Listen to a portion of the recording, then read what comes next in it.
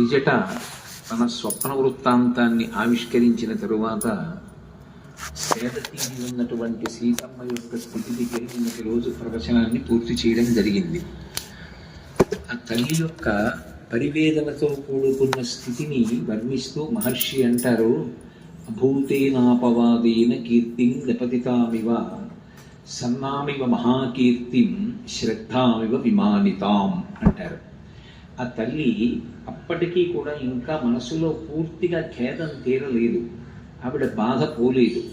అందుకే అభూతేనాపవాదేన కీర్తిం నిపతితామివ, ఎంతో పేరు ప్రతిష్టలున్న వ్యక్తికి ఎంతో కష్టపడి జీవితంలో ధర్మాన్ని మాత్రమే ఆశ్రయించి నిరంతరము భగవద్భక్తితో బ్రతికేటటువంటి వ్యక్తి మీద ఒక అపనింద వచ్చి పడితే అకస్మాత్తుగా ఆయన యొక్క కీర్తి ప్రశ్నార్థకమైందనుకోండి, ఆయన ఇటువంటి పని చేశారా అని 10 మంది అడిగేటటువంటి సమయము ఒకటి వచ్చిందనుకోండి, అప్పుడు ఆ వ్యక్తి మనసు ఎంత గాయపడి ఉంటుందో, 10 మందిలో నవ్వుతూ తిరుగుతున్నారు, ఆయన లోపల మాత్రం ఎంత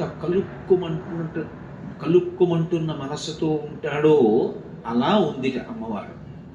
నిజంగా వాల్మీకి మహర్షి వేసినటువంటి ఉపమానాలు కొన్ని మనకి దొరుకుతాయి, బాహ్యంలో మనం చూడవచ్చు. ఏదో వేట కుక్కల మధ్యలో మిగిలిపోయినటువంటి ఒక్కలీడి పిల్ల అన్నారనుకోండి, దాన్ని ఊహించవచ్చు, అది ఎదురుగుండా దొరుకుతాయి కూడా అటువంటి సన్నివేశాలు. ఇవి మనసుతో ఊహ చేసి మానసిక స్థితి అలా ఉన్నటువంటి వ్యక్తి ఎలా ఉంటాడో సీతమ్మ తల్లి అలా ఉంటుంది అని ఆలోచించినప్పుడు అభూతేనాపవాదేన, పోని వచ్చిన అపవాదు సత్యమైతే అయ్యో నేను పొరపాటు చేశాను, ఆ పొరపాటు వల్ల ఇప్పుడు ఈ బాధ అనుభవిస్తున్నాను అని సరిపెట్టుకుంటాడు. ఆయన చేసిన పొరపాటు లేదు, చేసిన తప్పు లేదు, ఆయన ఎప్పుడూ త్రికరణ శుద్ధిగానే ప్రవర్తించాడు, ఎప్పుడూ ధర్మ మార్గాన్నే అనుష్ఠించాడు. ఆయన ఎన్నడూ ఎవరి జోలికి వెళ్ళినవాడు కాడు. అటువంటి వాడి మీద అసత్యంతో కూడుకున్నటువంటి అపవాదు ఒకటి మోపబడింది. అప్పుడు ఆయన కీర్తి అకస్మాత్తుగా క్షీణించింది. ఆయన ఎంత బాధపడతాడో అలా ఉంది అమ్మవారు. కానీ ఇందులో మీరు ఒకటి ఆలోచించండి, అపవాదు అసత్యం, అది నిజంగా ఆయన చేసిన దోషం కాదు. ఆయన్ని బాధ పెట్టాలనో లేకపోతే కాలంలో అలా ఆయన గతంలో చేసుకున్న కర్మ పోవడానికో, లేదా ఎంత కష్టం వచ్చినటువంటి వ్యక్తి అయినా సరే తట్టుకు నిలబడగలిగితే వాడే చరిత్రని నిర్మించగలుగుతాడు అని భవిష్యత్ తరాలకి మార్గదర్శనం చెయ్యడానికో, ఈశ్వరుడు ఏర్పాటు చేసినటువంటి వ్యవస్థలో అసత్యమైనటువంటి దోషం ఎవరి మీద ఆరోపింపబడిందో అది కాలంలో ఎప్పటికో అప్పటికి ఎగిరిపోతుంది. ఎగిరిపోయి రెట్టించినటువంటి వైభవంతో మళ్ళీ ఆయన కీర్తి ప్రకాశిస్తుంది. ఇవాళ అలా ఉన్నటువంటి సీతమ్మ ఎప్పటికీ అలా ఉండిపోదు, ఆవిడ మళ్ళీ సంతోషంగా తిరిగేటటువంటి రోజు వస్తుంది. ఆరోపింపబడినటువంటి అపవాదు అసత్యమైనప్పుడు అది కొంతకాలానికి ఎలా ఎగిరిపోతుందో, సత్యం ఎలా ప్రకాశిస్తుందో, సీతమ్మ మళ్ళీ పరమ సంతోషంతో ఉండేటటువంటి రోజులు ముందున్నాయి. చెప్పకుండా చెప్పడం సుందరకాండ, మనసు చేత అనుభవించి అటువంటి విషయాన్ని ఊహ చేసినంత మాత్రం చేతనే మనసులో సహృదయం ఉన్నవాడికి అయ్యో అనిపిస్తుంది. అసలు సీతమ్మ యొక్క దైన్యాన్ని, ఆవిడ పొందినటువంటి దుఃఖాన్ని ఆలోచన చేసినప్పుడు అలా అనిపించినటువంటి హృదయం ఏదుందో వాడు సహృదయుడు. అటువంటి సహృదయుడికే కావ్యం చదవడానికి అధికారం ఉంటుంది. అభూతేనాపవాదేన కీర్తిం నిపతితామివ ఆమ్నాయనామయోగేన విద్యాం ప్రశిథిలామివ. ఆమ్నాయనామ యోగి, ఆయన యోగి, ఆయన ఆమ్నాయం చేస్తూ ఉంటాడు. ఆమ్నాయము అన్నమాట వేదానికి అన్వయం అవుతూ ఉంటుంది. ఎప్పుడు భగవత్ సంబంధమైనటువంటి మంత్రభాగాన్ని లోపల తిప్పుతూ ఉంటాడు. అందుకే మీరు ఆయన గాఢ నిద్రలో ఉండగా లేపి ఆ మధ్యలో ఉన్న ఏదో ఒక్క విషయాన్ని ప్రస్తావన చేసినా సరే ఆయన దాన్ని కొనసాగించేస్తాడు, ఆయన చెప్పేయగలడు. అంతలా చెప్పగలిగినటువంటి ధారణ దీని చేత వచ్చింది అంటే కేవలం దాన్ని అదే పనిగా బట్టి పట్టడం వల్ల వచ్చింది కాదది. అది ఆయనకు ఉన్నటువంటి శ్రద్ధ, దాని మీద ఆయనకున్న అనురక్తి అటువంటిది. అనురక్తి అది కాబట్టి ఆయన మనసు ఎప్పుడూ దాని గురించి ఆలోచిస్తూ ఉంటుంది. దాని గురించే ఆలోచిస్తుంటే ఆ శ్లోకాలే తిప్పుతూ ఉంటాడు మనసులో. అవి తిప్పుతుంటే అవే మనసులో ఉంటాయి. నేను మొన్నటి రోజు ప్రవచనం పూర్తి చేసి లోపల గదిలో కూర్చుని ఉండగా నా దగ్గరికి మల్లంపల్లి శరభేశ్వర శర్మ గారి అబ్బాయి వచ్చి కలిశారు. నేను చాలా సంతోషించాను ఇంటికి వెళ్ళాక. మల్లంపల్లి శరభేశ్వర శర్మ గారు ఒక రోజున మా ఇంట్లో ఆతిథ్యం తీసుకున్నారు. అటువంటి మహాపురుషుడికి ఆతిథ్యం ఇచ్చేటటువంటి అదృష్టం కలిగింది నాకు. వారికి సౌకర్యంగా నేను ఏర్పాటు చేశానో లేదో, పడుకున్నారో లేదోనని ఆయన తలుపు వెయ్యకయ్యా కోటేశ్వరరావు అన్నారు. ఎటు తలుపు తీసింది కదా అని అలా వెళుతూ చూశారు. కాళ్ళు రెండు ఇలా ఊపుతూనే ఉన్నారు. అయ్యి బాబోయ్, ఈయనకి నిద్ర పట్టట్లేదేమో, దోమలు ఉన్నాయేమో అని లోపలికి వెళ్ళి పిలిచాను. ఆయన పలకలేదు కానీ కాళ్ళు ఊపుతున్నారు. నేను మళ్ళీ నాకు నిద్ర పట్టలేదు. ఆయనకి ఏ అసౌకర్యం వల్ల అలా ఉంది, ఎలా ఒంట్లో బాగోలేదా, ఏమైంది, మళ్ళీ 1 గంటకి లేచి చూశాను. మళ్ళీ అలాగే ఊపుతున్నారు కాళ్ళు. పోనీ అదేదో యథాలాపంగా కాదు, చాలా వేగంగా ఊగుతున్నాయి. మనిషిని పిలిచాను, పలకలేదు. మళ్ళీ తెల్లవారకట్టు వచ్చాను, మళ్ళీ ఊపుతున్నారు. అంటే ఆయన నిద్రపోలేదు, నేను నిద్రపోలేదు. తెల్లవారిపోయింది. ఆయన లేచి అనుష్ఠానం చేసుకున్నారు, నేను అనుష్ఠానం చేసుకొచ్చి అయ్యా రాత్రి నిద్రపోలేదా అన్నాను. నిద్ర పట్టలేదు కానీ ఎంత ఆనందం అనుభవించానయ్యా అన్నాడు. ఏమండి అన్నాను. అంటే మీరు నమ్మండి నమ్మకపోండి, నేను సుందరకాండ చెప్తున్నా మీతో. నేను ఈ ప్రశ్న ఆయన అడిగింది ఉదయం 6:30 సమయంలో అడిగాను. ఆ తర్వాత ఆయన ఓ కప్పు కాఫీ కూడా అడగలేదు. మా ఆవిడ పట్టుకొస్తే ఇద్దుగాని అమ్మ, ఇద్దుగాని అంటూ 10 గంటల వరకు నాతో పార్వతీ కళ్యాణం గురించి చెప్తున్నారు. చెప్తూ రాత్రి పద్యాలు గుర్తొచ్చాయో, ఆ పద్యాలు ఆలోచిస్తున్నాను, ఏమి పద్యరచన చేశాడంటావు అని ఒకదాంట్లోకి వెళ్ళిపోతూ ఆనంద తన్మయత్వం. 10 అయిపోయింది. ఆయనకి పెద్దవారు అయిపోతున్నారు అప్పటికే. ఒక్క కప్పు కాఫీ తాగుదామన్న ధ్యాస ఆయనకి లేదు. ఆయన భోజనం చేసిన తర్వాత కూర్చుని బాధపడుతూ నాతో మాట అన్నాడు. కుటుంబ పరంగా నేను ఒక కర్తవ్యాన్ని మరిచిపోయానయ్యా కోటేశ్వరరావు, ఎప్పుడూ వీటి గురించి ఆలోచించి అన్నారు. అది ఆయన కుటుంబ విషయం కాబట్టి సభాముఖంగా నేను చెప్పకూడదు. కాబట్టి మహానుభావుడు, ఆయన మనసు బాధపడ్డ విషయాన్ని నేను ఎందుకు స్మరించాలి వేదిక మీద? నిజంగా అటువంటి మహితాత్ములు ఉంటారు. వాళ్ళ మనసు ఎప్పుడు రంజిల్లుతూ ఉంటుంది. ఎప్పుడు అవి తలుచుకు మురిసిపోతూ ఉంటారు. అటువంటి ఆమ్నాయనామ యోగేన శ్రద్ధాం ప్రసిద్ధినామివ. ఆయనకు ఆ శ్రద్ధ అకస్మాత్తుగా పోయిందనుకోండి.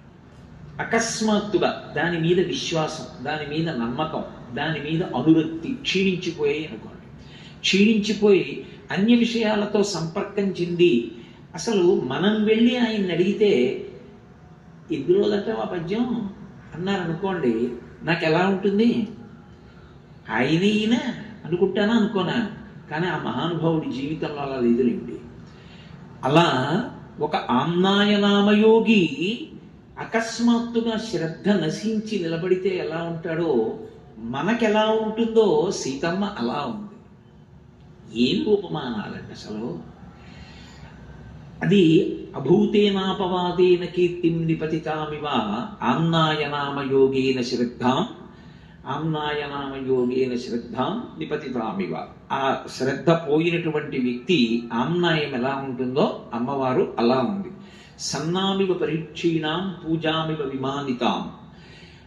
ఒక వ్యక్తి పూజ చేస్తూ ఉంటే పరమాద్భుతమైనటువంటి పూజ.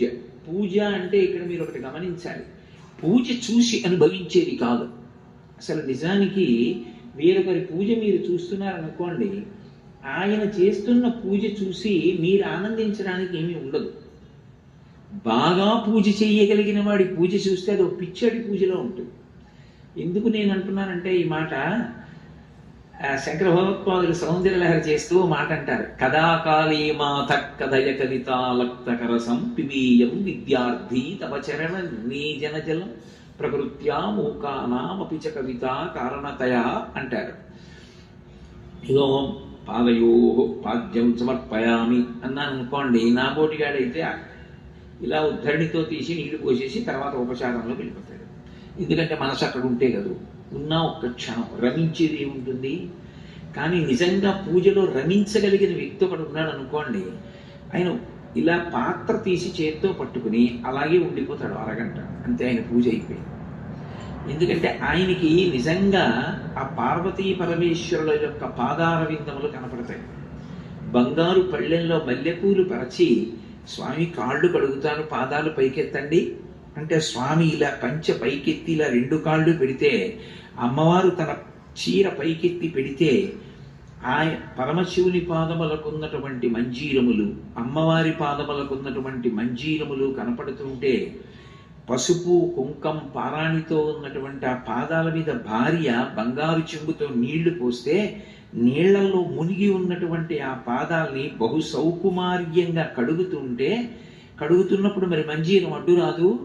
ఎడంచేత్తో మంజీరం ఇలా ఎత్తి పట్టుకుని ఆయన కాలు వెనక, అమ్మ కాళ్ళ వెనక కడిగి, పసుపు ఎరుపుగా ఉన్నటువంటి ఆ నీళ్లు ఎడంచేత్తో ఉద్ధరణితో తీయడం ఇష్టం లేక ఇలా చూస్తే, భార్య ఉద్ధరణితో తీసిస్తే తాను వాటిని ఇలా పట్టుకుని ఆ శ్వాసనలు గుబాళిస్తున్న నీటిని 3 మాటలు తీర్థంగా పుచ్చుకుని ఆ పళ్ళెం పక్కకి తీసి ఆ పాదాలు తుడుస్తున్న భావన చేస్తూ ధ్యానమునందు మగ్నుడై ఉన్నాడు అనుకోండి.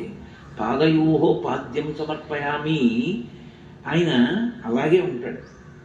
ఆ గిన్నెట్టు ఆ పాత్ర పట్టుకున్నవాడు పాత్ర పట్టుకుని అలాగే ఉంటాడు. చూసిన వాడికి ఏమర్థం అవుతుంది? ఈయనకి తర్వాత మంత్రాలు రావేమో సరిగ్గా, ఏమిటో ఈయన చాలా బాగా పూజ చేస్తాడనుకుని చూడ్డానికి వచ్చాం, ఈయనేమిటో పూజ పాదయోహో పాద్యం సమర్పయామి అన్నాడు, అరగంట కూర్చున్నాడు, హస్తయోహో అద్యం సమర్పయామి అన్నాడు, 45 నిమిషాలు కూర్చున్నాడు అనుకుంటారు.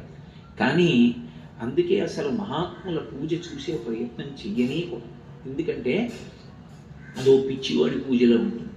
ఆ రమించగలిగినటువంటి పూజ అలా ఉంటుంది. అందుకే పూజకి వెళ్ళడం అనేటటువంటిది గొప్ప ఉత్సాహం. ఎందుకంటే మనసు పరమ సంతోషంతో అనుభవించాలని కోరుకుని చెయ్యాలి పూజ. బరువుగా పూజ చెయ్యకూడదు.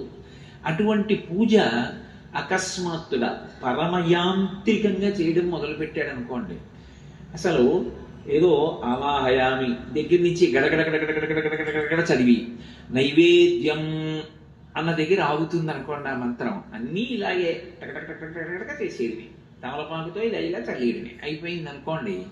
అప్పుడు ఆ పూజ చూసి ఈ పూజ చూశారనుకోండి, మీరేమనుకుంటారు? ఇటు ఒకనాడు అలా ఉండిపోయేవాడు, ఏమంటే ఎందుకు అలా ఉండిపోయారు అని అడిగితే ఇదంతా చెప్పి కళ్ళమ్మట నీరు కాల్చి వాళ్ళ ఏమనుభవించానయ్యా, చాలయ్యా జీవితానికి అని పరవశించిపోయేవాడే. ఇవాళ ఏమిటి అంత యాంత్రిక పూజ చేశాడు అనుకుంటారా? అనుకోరా? అలా పూజ క్షీణించిపోతే ఎలా ఉంటుందో అమ్మవారు అలా ఉంది సీతమ్మ. అసలు ఏమి భావనలంటే అవి, ఏమి సుందరకాండ, అది మనసుతో అనుభవించాలి. ఇందులో చిత్రం ఏమిటంటే, మనసులో అనుభవించాలంటే పూజామివ పరీక్షీణాం ఆశాం ప్రతిహతామివ అని నేను అన్నప్పుడు, అసలు పూజ చేసేటటువంటి వ్యక్తి రమించిపోవడం అంటే ఏమిటి? త్రికరణములు ఏకీకృతమైనటువంటి వ్యక్తి ఎలా ఉంటాడు? శంకర భగవత్పాదులంతటి వారు సౌందర్యలహరిలో అడిగింది అది. ఎవరు? సాక్షాత్ శివపార్వతుల సమాగమ స్వరూపమైన శంకర భగవత్పాదులు పిబేయం విద్యార్థి తపచరణ నిర్మేజన జలం అని అడిగారు. అమ్మా, నేను విద్యార్థిని, నీ కాళ్ళు కడిగిన ఆ పసుపు పారాణి కలిసినటువంటి ఆ నీళ్లు సువాసనలు గుబాళిస్తున్నవి, ఆ తీర్థం ఇప్పుడు తాగుతానమ్మా జన్మలో అని అడిగారు. అది భౌతికంగా లభిస్తుందా? మానసికంగా లభించాలి. పూజలో మనసు నిలబడాలి. నిలబడి చేసిన పూజ ఎంత ఆనందాన్ని ఇస్తుందో, అలా పూజ చెయ్యగలిగిన వ్యక్తి మనసు నిలబడక యాంత్రిక పూజ చేసి అయిపోయిందని పీఠమించి లేచాడు అనుకోండి, ఆయనకే ఎంత బాధగా ఉంటుంది. ఎంత అనుభవించేవాడిని పూజ, ఏ మనసే నిలబట్టలేదు అని. అది పోనీ చూసిన వాడికంటే అర్థం కాలేదు, కనీసం చేసిన వాడికి అనిపిస్తుందా ఏమిట్రా ఈ పూజ ఇలా చేస్తున్నాను అని? అది క్షీణించిపోయిన పూజ ఎలా ఉందో అమ్మవారు చూడ్డానికి అలా ఉంది. ఆ ఉపమానం బయట ఎక్కడైనా వస్తు రూపంలో అసలు దొరుకుతుందా? దొరకదు. కానీ సీతమ్మ యొక్క పరిస్థితిని అన్వయం చెయ్యడానికి, ఆవిడ యొక్క రూపం అప్పుడు ఎలా ఉంటుంది అన్నది మనసు పట్టుకోవడానికి నిజంగా వాల్మీకి మహర్షి ఇచ్చినటువంటి సుందరకాండ రచన పరమాద్భుతం. అలాగే ఆశాం ప్రతిహతామివ, ఇది జరిగి తీరుతుంది అని ఒక ఆశ పెట్టుకున్నాడు. కానీ ఆ నెరవేరలేదు ఆశ.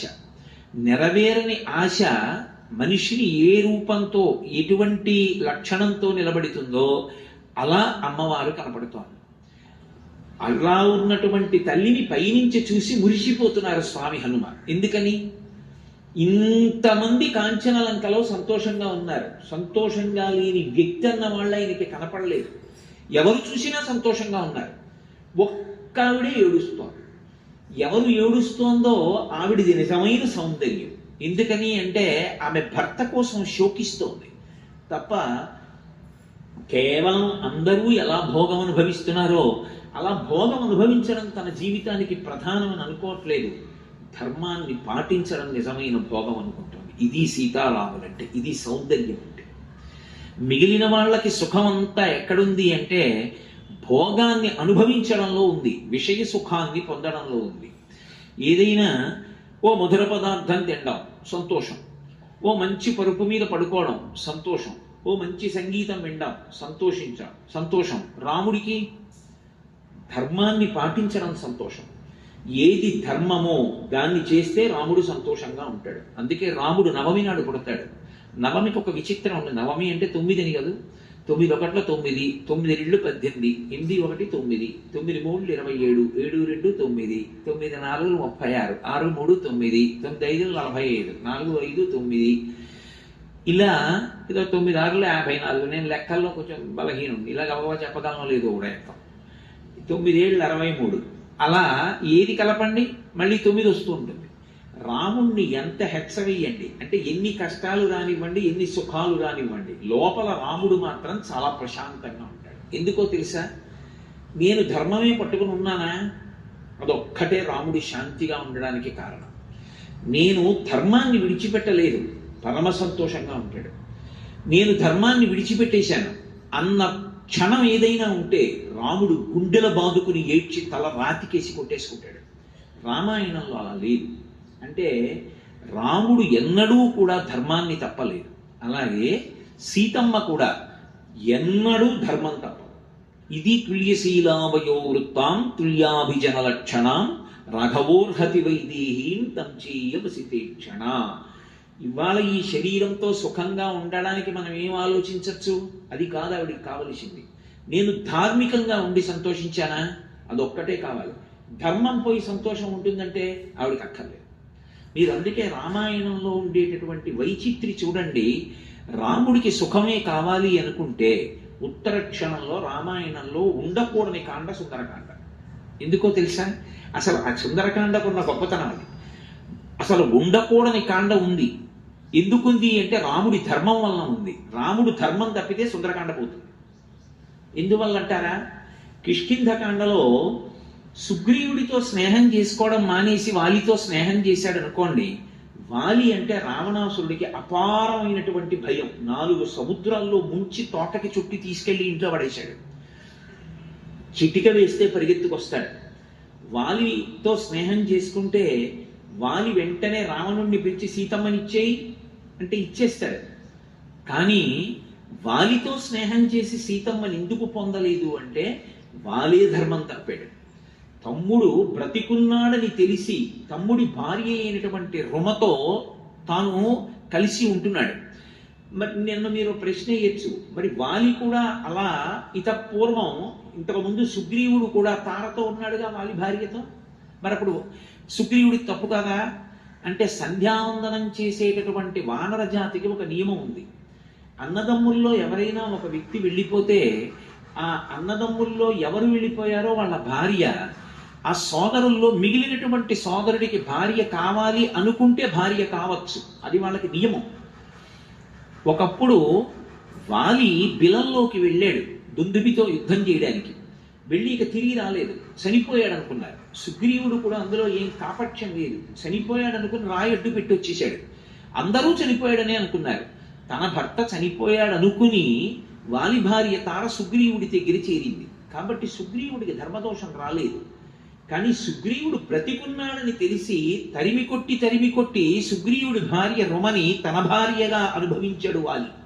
కాబట్టి ధర్మం తప్పాడు. ధర్మం తప్పిన వాడితో స్నేహం చేసుకుని నా భార్యను నేను తెచ్చుకోను, ధర్మంలో ఉన్న వాడితో స్నేహం చేసుకుని కష్టపడైనా నా భార్యను తెచ్చుకుంటాను.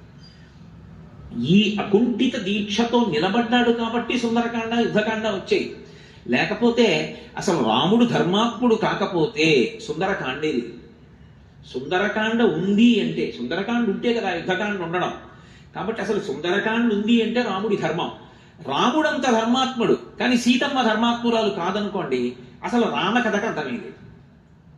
ఇంకా రాముడికి ఆలయము లేదు, రాముడి కథ లేదు. ఎందుకని అంటే అసలు నా నోటితో అలా ఉచ్చరించడం కూడా నాకు ఇష్టం లేదు. సీతమ్మ మనసులోనైనా సరే ఎప్పుడైనా నిజమే రావణుడు చెప్తున్నది, అసలు రాముడు ఉన్నాడో లేడో, ఇలా ఎందుకు నా జీవితాన్ని పాడు చేసుకోవడం అని ఆలోచించింది అనుకోండి, ఇంకేమి సీతారాములు, ఇంకేమి దాంపత్యం, ఇంకెందుకు ఈ దేవాలయాలు. త్రేతాయుగం అయిపోయిన తర్వాత, ద్వాపరయుగం అయిపోయిన తర్వాత కలియుగంలో కూడా ఇంత కీర్తి. ఎక్కడైనా వామనమూర్తి లక్ష్మీదేవి దేవాలయం ఉందనుకోండి, ఆయన వామనమూర్తి దేవాలయం అదని మనకి తెలియదు అనుకోండి, విలగడంత పెరుమాళ్ళని కాంచీపురంలో ఉంది. అది చూస్తే మనం లక్ష్మీనారాయణుల దేవాలయం అంటాం, వామనమూర్తి గుడి అనం. ఓ మత్స్యమూర్తికి ఉంటే లక్ష్మీనారాయణుల దేవాలయం అంటాం. కానీ లక్ష్మీదేవి సీతమ్మగా, విష్ణుమూర్తి రాముడిగా వచ్చిన లక్ష్మీనారాయణుల గుడి అనం, సీతారాములనే అంటాం. సీత అమ్మ అని కూడా వదిలిపెట్టాం, సీతమ్మ తల్లి అంటాం. ఎందుకు అమ్మ తల్లి రెండు మాటలు అంటే ఆవిడ మీద మనకున్న మమకారం. దేనివల్ల మమకారం అంటే ఆవిడ ధర్మం. ఆవిడ పతివ్రత ధర్మాన్ని అలా పాటించింది మనస్సులో కూడా ఎన్నడు. అందుకే సుందరకాండలో ఆవిడే పరీక్ష పెట్టుకుంది. నేను రాముని తప్ప అన్య పురుషుని మనస్సు యందు ఎరుగన దానినైతే హనుమ తోకకు పెట్టబడిన అగ్నిహోత్రము చల్లబడుగాక. పంచభూతములలో ఒక భూతం తన యొక్క ధర్మాన్ని విడిచిపెట్టి ప్రవర్తించాలంది. అలాగే అగ్నిహోత్రం చల్లబడిపోయింది. అంటే అది సుందరకాండ. ఎవరి ధర్మాన్ని వాళ్ళు నిరూపణం చేసుకున్నారు. అనుష్ఠించిన ధర్మం రక్షించి తీరుతుంది, ధర్మం రక్షించి తీరుతుందన్న ఉత్సాహం ప్రజలలో నింపకపోతే సాహిత్యం ధర్మం పట్టుకున్నవాడు పాడైపోయిన సందర్భాల్ని చూపిస్తే అసలు లోకంలో ధర్మం ఎందుకు నిలబడుతుంది? ధర్మం పట్టుకోగలిగితే ఎప్పటికైనా నువ్వు విజేతవి. కాలమునందు నీ కీర్తి ఒకలా ఉండదు, కాలంతో సంబంధం లేకుండా శాశ్వతమైన కీర్తి గడిస్తావు. ఇది చెప్పవలసినది కావ్యం. అటువంటి రచనలు ఏ ఉంటాయో వాటికి కాలంతో సంబంధం ఉండదు. సూర్యచంద్రులు ఉన్నంత కాలం అటువంటివి బ్రతికే ఉంటాయి, మనుషుల్ని బ్రతికిస్తాయి. అందుకే రామాయణం మనుష్య జాతి ఉన్నంత కాలం చదువుకోవలసినటువంటి గ్రంథం. సుందరకాండ ఎప్పుడూ పారాయణ చేయవలసినటువంటి కాండ. అందుకే ఆ తల్లి ఎంతో బాధపడింది. అంత దుఃఖంతో కూడుకున్న స్థితిలో శిశుపా వృక్షం కింద కూర్చుంది. అకస్మాత్తుగా ఆ తల్లికి ఒక విశేషమైనటువంటి విపరీతమైనటువంటి ఆలోచన వచ్చింది. ఆలోచన వస్తున్నప్పుడు ఆవిడ పడుతున్నటువంటి బాధ చేత ఆమె మనసు ఎటువంటి వ్యగ్రతని పొందిందో ఆవిష్కరించింది. ఆవిడంది, అనన్యదైవత్వమియం క్షమాచ భూమౌ చ శయ్యా నియమశ్చ ధర్మే పతివ్రతాత్వం విఫలం మమేదం కృతం కృతఘ్నేష్వివ మానుషాణం. ఇది బహుగంభీరమైనటువంటి శ్లోకం. తాను అనుష్ఠించిన ధర్మంతన్ని ఏమి రక్షించింది? ధర్మానుష్ఠానం చేసిన వ్యక్తికి జీవితంలో ఈ ప్రశ్న వచ్చి తీరుతుంది. ఎప్పుడో అప్పుడు వస్తుంది. దానికే శ్రద్ధ అని పేరు. ఉరిపిడి వస్తుంది. ఇది పట్టుకోకపోయి ఉంటే నేను ఎంత సుఖపడి ఉండేవాడిని, ధర్మం వదిలి ఎంతమంది సంతోషంగా ఉన్నారు, ధర్మం పట్టుకుని నేనేం బాగుపడ్డాను, నేను కూడా వదిలి ఉండాల్సింది అనిపిస్తుంది. వదిలి ఉండాల్సింది అని అనిపించినప్పుడు కూడా వదలకుండా పట్టుకున్న ధర్మం కాపాడి తీరుతుందని పట్టుకున్న వాడెవరో వాడు శ్రద్ధావంతుడు తప్ప అప్పటికలా అనిపించిందని వదిలేస్తే అది శ్రద్ధ కాదు. అందుకే ధర్మం ఎవరు బాగా పట్టుకుంటారో వాళ్ళకే పరీక్ష వస్తుంది. ఎందుకంటే వాడే శాశ్వత కీర్తికి కారకుడు, పాత్రుడు అవుతాడు. అందుకే సీతమ్మ తెల్లొక మాట అంటోంది, ఈ ఒరిపిడి ఆవిడికి రావాలి, రాకపోతే కావ్యానికి అందమే ఉందండి. సీతారాముల కథ మధురాతి మధురమైన కథ. దానికి ఏ తత్వాలు చెప్పక్కర్లేదు. రామకథని రామకథగా చెప్తే చాలు. ఎన్ని మాటలు విన్నా మధురమే. మీకెవరికి రామాయణం తెలీదా? సుందరకాండలో ఏమవుతుందో మీకు తెలీదా? తెలియని వాళ్ళు ఈ సభలో ఒక్కళ్ళు లేరు. మరి ఇన్ని వేల మంది కూర్చుని నించుని పైన నిలబడి ఎందుకు ఇలా వింటున్నారు అంటే అది వాల్మీకి మహర్షి ఇచ్చినటువంటి కావ్య సౌందర్యం. ఆ కథకి కథగా అంత అందం ఉందంతే. ఆ తల్లి ఒక మాట అంటోంది, అనన్య దైవత్వం ఇయం క్షమాచ. నా ధర్మాన్ని నేను పట్టుకున్నాను. ఏమిటి నా ధర్మం? నాకు వేరు భగవంతుడు లేడు, నాకు పరమేశ్వరుడు ఉన్నాడా లేడా వీటితో సంబంధం లేదు. నాకు కనపడుతున్న దైవం, నాకు ప్రత్యక్షంగా కనపడేటటువంటి దైవం అని, ఆయనతో ఉండడమే నాకు సమస్తమని, ఆయన లేని ఏ భోగమైనా నాకు దుఃఖమేనని, ఆయన ఉన్నది అయోధ్య అని, ఆయనతో కలిసి నేను వచ్చాను. ఆయన నుంచి విడిపడ్డాను. విడిపడినా ఆయనని మనసులో ధ్యానం చేయడం పరమేశ్వర ధ్యానమే. ఆయన రూపంలోనే పరమేశ్వరుడు నన్ను రక్షిస్తాడు తప్ప వినా ఆయన కాకుండా భగవంతుడు వచ్చి రక్షిస్తాడని నేను అనుకోలేదు. ఆయనే వచ్చి రక్షిస్తారని రామపాదములని ఆశ్రయించారు. కాబట్టి నాకు దైవం రాముడు. నేనంత ఉపాసన చేశాను. ఈ ఉపాసన చేసినప్పుడు రాముడు వచ్చాడా లేదా కాదక్కడ ప్రాతిపదిక. భర్తని అలా ఉపాసన చేసిన పతివ్రత రక్షింపబడుతుంది. ఇది శాస్త్రము యొక్క ప్రమాణం. పతివ్రత ధర్మాన్ని ఏ స్త్రీ పాటించిందో ఆమె సూర్యచంద్రుల గతులను మార్చగలదో. అనసూయమ్మ నిరూపణం చేసింది ఈ లోకంలో, సుమతి నిరూపణం చేసింది. నేను అదే పట్టుకున్నాను, అదే పతివ్రతా ధర్మం పాటించాను. భూమౌచ శయ్య, భర్త పక్కన లేడు కాబట్టి నేను మంచం మీద కూడా పడుకోలేదు, కటిక నేల మీద పడుకున్నాను. అలా పడుకోవడానికి యోగ్యం కాదు. ఎందుకంటే జనక మహారాజు గారి పుత్రి అయోనిజ, దశరథ మహారాజు గారి పెద్ద కోడలు, రామచంద్రమూర్తి ఇల్లాలు. నేను ఒక తల్పం మీద పడుకుంటానంటే అక్కడ ఇవ్వని వాళ్ళు ఎవరూ లేరు. కానీ ఆవిడ స్వచ్ఛందంగా పెట్టుకున్న నియమం చేత భూమి మీద పడుకుంది. భూమౌచ శయ్య, అది ఎక్కడ? లంకాపట్టణంలోనే అని అనుకుంటున్నారేమో. ఒక్క లంకలోనే కాదు, అసలు కళ్ళంబట నీళ్లు పడకుండా చదవలేము. నేను ఒకప్పుడు మా గురువు గారు రాత్రి 10ంటికి మా ఇంటికి వచ్చారు. ఏం చేస్తున్నావురా అన్నారు. అయోధ్యకాండ చదువుతున్నానండి అన్నాను. ఎన్నాళ్ళు అయింది మొదలుపెట్టన్నారు. ఓ 3 రోజులు అయింది గురువుగారు అన్నాను. ఎక్కడి వరకు వచ్చావు అన్నారు. ఇవాళతో పూర్తి అయిపోయింది గురువుగారు అన్నాను. ఆయన నా వంక అలా నోరు తెరిచి చూస్తూ ఉండిపోయారు. అదేం గురువుగారు అలా చూస్తున్నారన్నాను. అయోధ్యకాండలో 4 సర్గలు చదవడానికి నాకు 10 రోజులు పడుతుందిరా. కళ్ళమ్మని నీళ్ళు వచ్చేసి ముక్కులోంచి నీళ్ళు వచ్చి 3 రోజుల్లో అయోధ్యకాండ ఎలా చదివేశావురా అన్నారు. ఆయన అనుభవించిన వారు, నీ చదివినవాడు. తేడా లేదు. సీతారాముల కష్టాలు ఆయన కష్టాలు. ఆయన దాంతో తాదాత్మ్యత చెంది చదువుకుంటారు. అందులో ఒక విషయం చెప్తారు. సీతారాములు అరణ్యవాసానికి వచ్చారు. అరణ్యవాసానికి వచ్చి గుహుడి దగ్గరికి వెళ్ళారు. గుహుడు అరటి పట్టలు ఆకులు తెచ్చి నేల మీద పడేసి రామా పడుకో అన్నాడు. రాముడు పరమధర్మాత్ముడు, ధర్మం ఆయనకి శాంతి. ఒక వ్యక్తి నిద్రపోతున్నాడు అంటే అతని మనసు ప్రశాంతంగా ఉంటే నిద్రపడుతుంది. అయోధ్య విడిచిపెట్టి వచ్చి నా తండ్రి ఎంత బాధపడుతున్నాడో, నా తల్లి ఎంత బాధపడుతోందో, ఇవాళ రాత్రి మా నాన్నగారు అన్నం తినరు, ఏడుస్తూనే ఉంటారు నేను కనపడలేదని. అందుకని నేను అన్నం తినలేను. మా నాన్నగారు తినకపోయి ఏడుస్తూ ఉంటారని గుర్తొచ్చిన నేను ఎలా అన్నం తింటాను? నాకొద్దు పళ్ళు కూడా. కానీ ధర్మం తప్పడు. ఆచమనీయం తీసుకుని పడుకుంటాను అని ఆచమనం చేసి పడుకున్నాడు. ఆయన నేల మీద పడుకున్నాడు, అరటి పట్టల మీద. చుట్టూ ఎవరున్నారు? గుహుడు, ఆటవికులు ఉన్నారు. ఆయన అంటే అలా పడుకుంటారు కానండి, నాకు అలవాట్లేదని కూడా ఆవిడ అనొచ్చు. అన్నా కూడా ఎవరు ఏమనరు. ఆయన మనసు ధర్మము చేత శాంతిగా ఉంది, నిద్రపోయాడు. ఆవిడ రామచంద్రమూర్తి యొక్క చేతిని తలగడాగా చేసుకుని, ఒక పురుషుడు పడుకోవడం వేరు, ఒక స్త్రీ ఇంతమంది ఆటవికులు చుట్టూ తిరుగుతుండగా, అందులో గుహుడిది పిచ్చి ప్రేమ, గుండ్రంగా తిరుగుతున్నారు వాడు, ఎవరైనా వస్తారని. ఇంతమంది ఆటవికులు చూస్తుండగా సీతమ్మ నా స్వామి పడుకుని నిద్రపోతున్నారు, నేనెందుకు పడుకోను అని ఆయన చేతిని తలగడాగా చేసుకుని వచ్చి పడుకుంది. ఆ తర్వాత లక్ష్మణస్వామి భరతుడు వచ్చి చూశాడు. సీతమ్మ కట్టుకున్న పట్టు చీరకున్నటువంటి దారాలు అక్కడ ఉన్నటువంటి ఆకులకి అలమలకి చుట్టుకున్నాయి. గుండెలు బాదుకుని ఇచ్చాడు. నా వల్ల కదూ ఇంత కష్టపడింది వదినమ్మ. ఏమి రామాయణం అండి. కుటుంబం అంటే ఎలా బ్రతకాలో, ప్రేమ అంటే ఎలా ఉంటుందో, అసలు ఎలా మాట్లాడాలో, ఎలా ఆలోచించాలో నేర్పుతుంది రామాయణం. రామాయణం నేర్చుకున్న వ్యక్తి యొక్క ఆలోచన సరళే వేరుగా ఉంటుంది.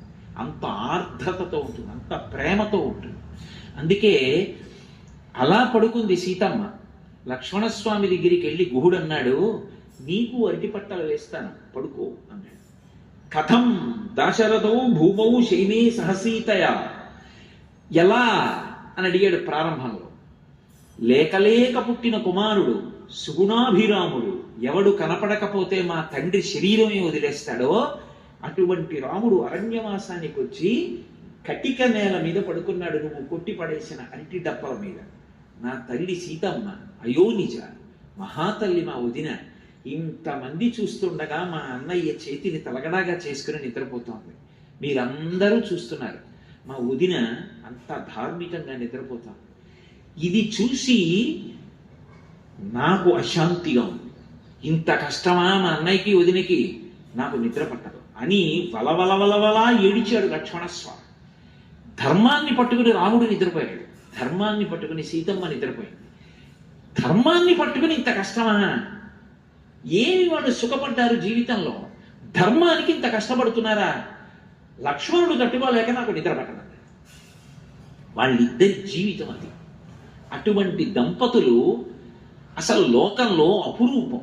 అందుకే ఆశీర్వచనం చేస్తే సీతారాముల్లా బ్రతకండి అంటారు. కాలంలో శాశ్వతత్వం దీని వల్ల వస్తుంది అంటే ఆ ధర్మాన్ని పట్టుకోవడం వల్ల వస్తుంది. ఆ ధర్మం గురించి చెప్పనటువంటి గ్రంథం ఎలా లోకానికి ఉపయుక్తమవుతుంది? అందుకే ఆ తల్లి ఒక మాట అంటోంది, నేను ఇంతకాలం నుంచి రాముణ్ణి దైవంగా భావించి కూర్చున్నాను. అనన్య దైవత్వమియం క్షమాచ భూమౌచ శయ్యా నియమశ్చ ధర్మే, భూమి మీద పడుకుని నిద్రపోతున్నాను, సమస్తమైనటువంటి నియమములు పాటించాను. భర్త పక్కన లేనప్పుడు ఏది చెయ్యకూడదో అందులో ఒక్క పని నేను ప్రయత్నపూర్వకంగా ఏదో చెయ్యకుండా ఉండడం కాదు. అసలు నా భర్త పక్కన లేడు కాబట్టి నా మనసే అంగీకరించలేదు, కించిత్ సుఖం నేను పడ్డది లేదు. 10 నెలల నుంచి చీర కూడా మార్చుకోవాలా తల్లి. భూమౌచ శయ్యా నియమశ్చ ధర్మే పతివ్రతాత్వం విఫలం మమేదం, నా విషయంలో పాతివ్రత్య ధర్మము విఫలమైంది.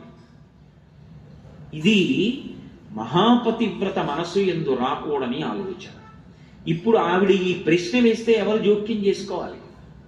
ఈశ్వరుడు అన్నవాడు ఒకడు ఉంటే వాడు వెంటనే జోక్యం చేసుకోవాలి, ఎందుకంటే ధర్మం నశించిపోతాం.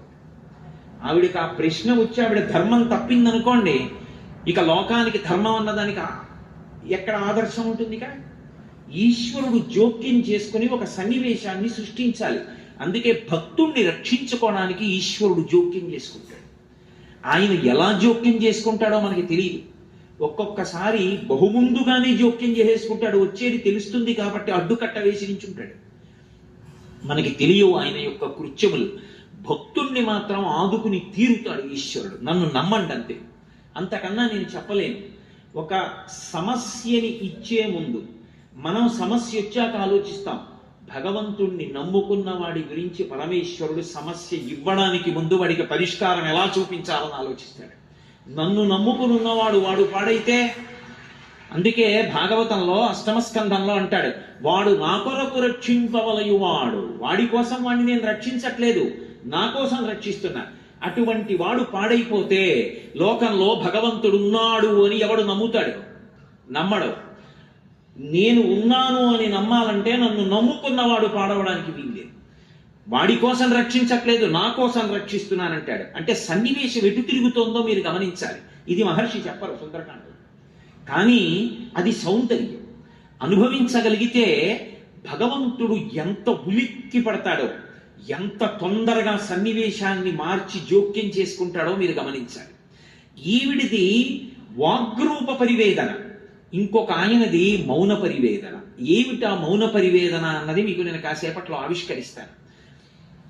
కాబట్టి భూమౌచ శయ్యా నియమశ్చ ధర్మే పతివ్రతాత్వం విఫలం మమేదం కృతం కృతఘ్నీష్వివ మనుషాణం. చాలా పెద్ద తీర్పు చెప్పేసినాడు. కృతఘ్నుడి పట్ల ఉపకారము ఎలా ఉంటుందో రాముడి పట్ల నా పాతివ్రత్యం అలా అయిపోయింది. రాముడు కాదక్కడ రక్షించవలసింది, ఆమె పతిని దైవంగా నమ్మింది. అనన్య దైవత్వం ఇయం క్షమాచ.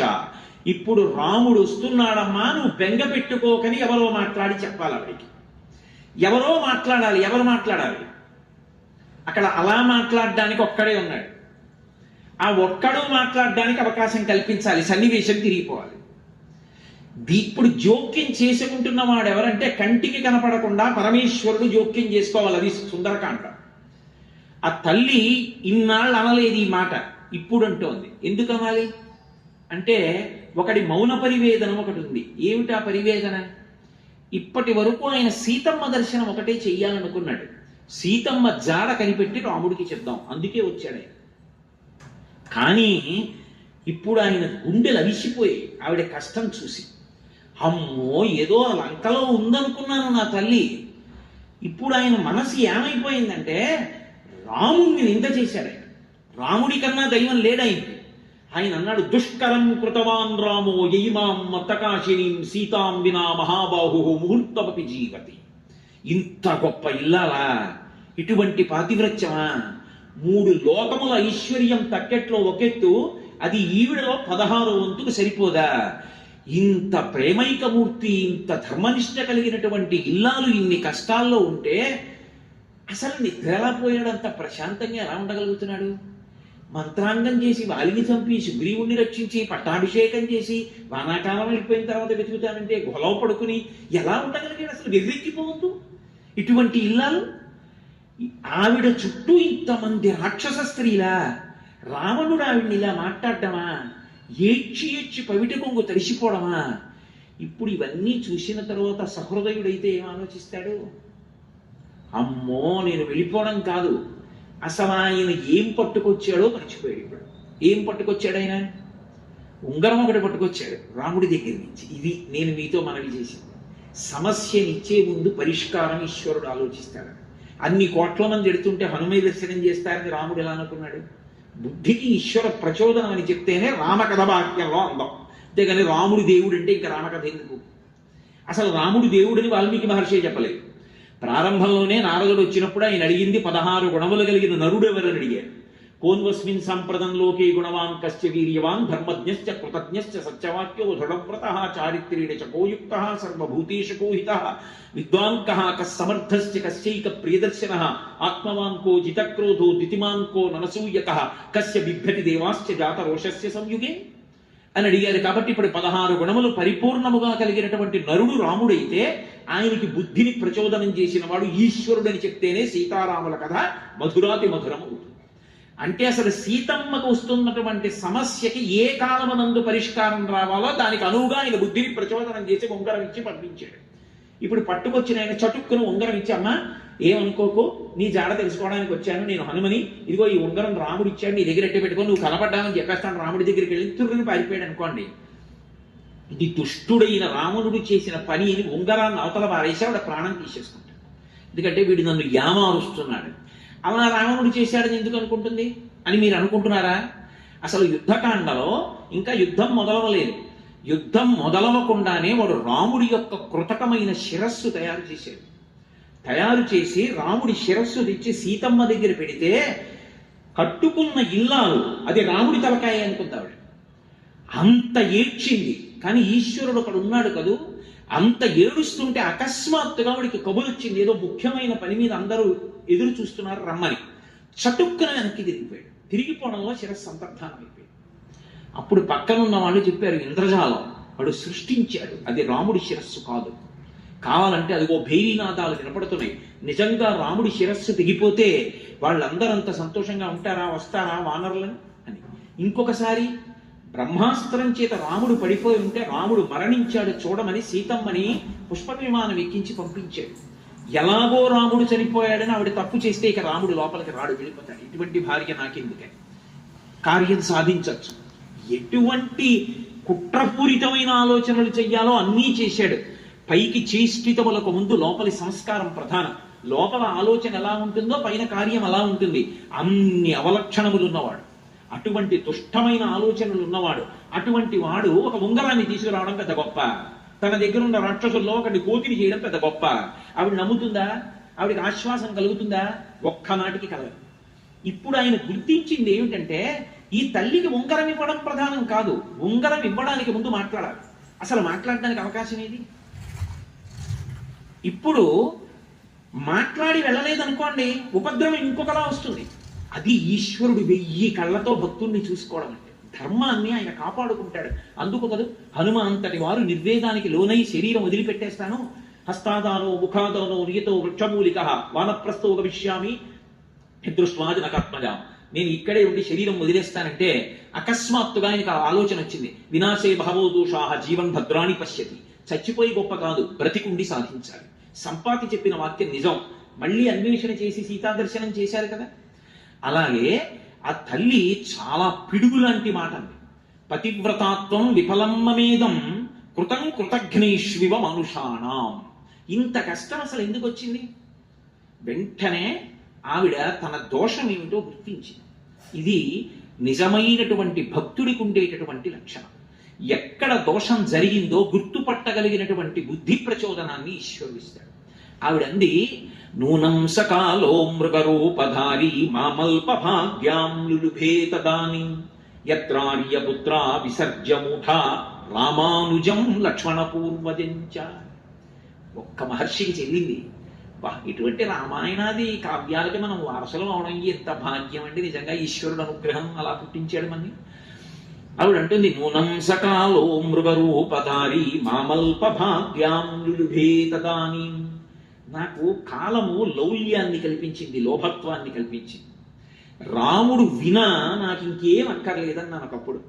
రాముడు అరణ్యవాసానికి బయలుదేరుతున్నప్పుడు రాముడు నిన్ను తీసుకెళ్ళను అన్నాడు సీతమ్మని. ఎన్నో కారణాలు చెప్పాడు. ఆవిడ ఒక పెద్ద మాట చెప్పింది. ఆవిడంది, నా తంత్రి వద్యతే వీణా నా చక్రో వర్తతే రథ నాపతి సుఖమే దేత యస్యాదవి శతాత్మజ. భరతుడు ఉన్నాడు, శత్రుఘ్నుడు ఉన్నాడు, దశరథ మహారాజు గారు ఉన్నారు, కౌసల్యా సుమిత్ర కైకేయి ఉన్నారంటావేం రామా? అసలు ఒక కులకాంతకి భర్త పక్కన ఉండడమే సంతోషం అంతే. నా తంత్రి వద్యతే వీణ, వీణ తీగలు గోటి చేత పెనగి పెనగి మోగుతాయి, కానీ వీణ తీగలు మోగుతున్నాయి అందరూ వీణ మోగుతోందంటారు. నా చక్రో వర్తతే రథ, రథచక్రములు ముళ్ళ మించి అశుద్ధం మించి మలమూత్రముల మించి రాళ్ల మించి వెడతాయి, రథచక్రములు వెడుతున్నాయి అందరూ రథం వెడుతోందంటారు. భర్త ఎంతో కష్టపడి జీవితంలో కీర్తి ప్రతిష్టలు సంపాదించుకుని ఆర్జన చేసి తెస్తాడు. ఆయన ఇల్లాలుగా ఎంతో ఖ్యాతి పొందుతుంటుంది భార్య. భర్త పక్కన లేకపోతే 100 కొడుకులు అమ్మ మీద ఎంత భక్తి కలిగిన వాళ్ళంటే, అమ్మ నిద్ర మంచం మించి లేచి కాలు కింద పెడుతున్నప్పుడు మా అమ్మగారి కాళ్ళు నేల మీద పెట్టి నడవడం ఏమిటని 100 కొడుకులు తమ అరచేతులు నేల మీద పరచి అరచేతులలో ఆమె చేత కాళ్ళు వేయించి నడిపించగలిగినంత ప్రేమైకమూర్తులైన కొడుకులు ఉన్నప్పటికీ కూడా భర్త వలన వచ్చినటువంటి సుఖ సంతోషములు భార్యకి ఇతరుల వలన కలగవు. రామ, నాకు నువ్వున్నదే అయోధ్య, నీతో ఉండడం సంతోషం, నేను ఇక్కడ ఉండనంది అన్న ఆవిడ. లక్ష్మణస్వామి అంత చెప్పారు. వద్దమ్మా వదినమ్మా, నా మాట వినమ్మా, ఇది రాక్షసమాయమ్మా, మారీచుడు తిరుగుతున్నాడు దగ్గరలో, వాడు చాలా ప్రమాదకారి, నా మాట విను, వద్దమ్మా వద్దమ్మా అని చెప్పారు. 14 ఏళ్ల అరణ్యవాసంలో 13 సంవత్సరములు ఆవిడ అడిగింది లేదు. రామాయణంలో ఎక్కడా లేదు. పైగా అసలు అంతఃపురానికి వెళ్ళగానే సుమంత్రుడు కౌసల్య దశరథుడు అడిగిన మొదటి మాట ఏమిటంటే, మా కోడలు ఎలా ఉందని అడిగారు. ఒకటి ప్రేమ, 2 అక్కడికి వెళ్ళిన తర్వాత ఏమిటో మన కర్మ ఏమిటో మన కర్మ అని మొదలు పెడితే అసలు రాముడు ఎలా ఊహించుకుంటాడు? మా కోడలు ఎలా ఉందని అడిగితే ఒకటే చెప్పాడు సుమంతుడు, బాలేన రమతే సీత బాలచంద్ర నిభానన రామ రామే హృదీనాత్మ విజనేపి వదేశతి అని చెప్పాడు అయోధ్యకాండలో. బాలేన రమతే సీత, బాల ఎలా ఆడుకుంటుందో రాముడు పక్కన ఉన్నాడు అని చెప్పి సీతమ్మ అలా ఆడుకుంటోంది అడవిలో. తండ్రి చిన్న పిల్లల్ని ఏదో ఓ పార్క్కి తీసుకెళ్ళాడు అనుకోండి, నాన్నగారు అక్కడ కూర్చుంటే పిల్లలు ఆడుకుంటుంటారు, ఆడుకుంటూ ఇలా చూసుకుంటూ ఉంటారు. నాన్నగారు కనపడలేదు అనుకోండి, అక్కడ ఒక్కసారి ఆట ఆపేసి నాన్నగారండి ఏడుస్తూ వచ్చేస్తారు. బాలేన రమతే సీత బాలచంద్ర నిభానన. సీతమ్మ అలా ఎందుకు ఆడుకుంటోందో తెలుసా? రాముడు ఉన్నాడు కాబట్టి. భౌతికంలో అంతఃపురం లేదు, ఐశ్వర్యం లేదు, రాముడు ఉన్నాడు చాలా వీడికి. అంతటి మహాపతివ్రత నూనం సకాలో మృగరూపధారి మామల్ప భాగ్యాం లులుభే తదాని. 13 ఏళ్ళు ఓపిక పట్టిన దాన్ని 14వ ఏడు ప్రారంభంలో జింక మీద కోరి పుట్టిందా? వద్దమ్మా వద్దమ్మా వద్దమ్మా తల కొట్టుకున్నాడా లక్ష్మణస్వామి. కాదు, జింకని తేకపోతే చర్మం అన్నా కావాలన్నానా? నా మాట విని రాముడు వెళ్ళిపోయాడు. ఆయన తప్పేముంది? నేనంత హఠం చేస్తే వద్దు జింకని, ఇప్పుడు దాని వెంట వెళ్ళడం కష్టం అంటే ఏమో తర్వాత మాట ఏముందనో అన్నా తప్పేముంది? స్వాతంత్ర్యం ఉండదు మరి భార్యాభర్తల మధ్య. భార్యకి కోపం వచ్చిందనుకోండి ఎవరినంటుంది? అన్నీ నమ్ముకుని, ఆయనే అన్నీ నమ్ముకుని వచ్చినటువంటి భార్య చాలా చిరాకు వచ్చింది అనుకోండి, భర్తనే అంటుంది, నా కర్మ మిమ్మల్ని కట్టుకోవడం అంటుంది. వెంటనే గుండెలు బాధేసుకోకూడదు. ఎంత పిచ్చో, అన్నీ నేనే కదూ, నన్ను కాకపోతే ఎవరికంటుంది అని చిన్న నవ్వు నవ్వి సేద తీర్చినవాడు భర్త. వెంటనే దాని వాక్యార్థం తీసుకుని మూతి తిప్పుకుంటే భర్త ఎందుకు అవుతాడు? భర్తృత్వానికి అర్హత లేనివాడు అవుతాడు. వయస్సు వచ్చిందేమో కానీ భర్త స్థానంలో కూర్చోవడానికి అర్హత పొందినవాడు వాడు ఇంకా పరిణితి పొందలేదని. నేను అందుకే అన్న దాంపత్యం అంటే రామాయణంలోంచి చదివి నేర్చుకోవాల్సింది. కాబట్టి ఆ తల్లి స్వతంత్రంగా అడగదు. మరి అడిగింది జింక చర్మం తెమ్మని, మంచి విలుకాడు కదా అని. ఒకవేళ తేకపోతే అది ఇంతోటి జింకని కొట్టడం మీకు పెద్ద కష్టమా? ఇంతలోనే రాక్షసులు ఎత్తుకుపోతారా నన్ను? లక్ష్మణస్వామి లేడా?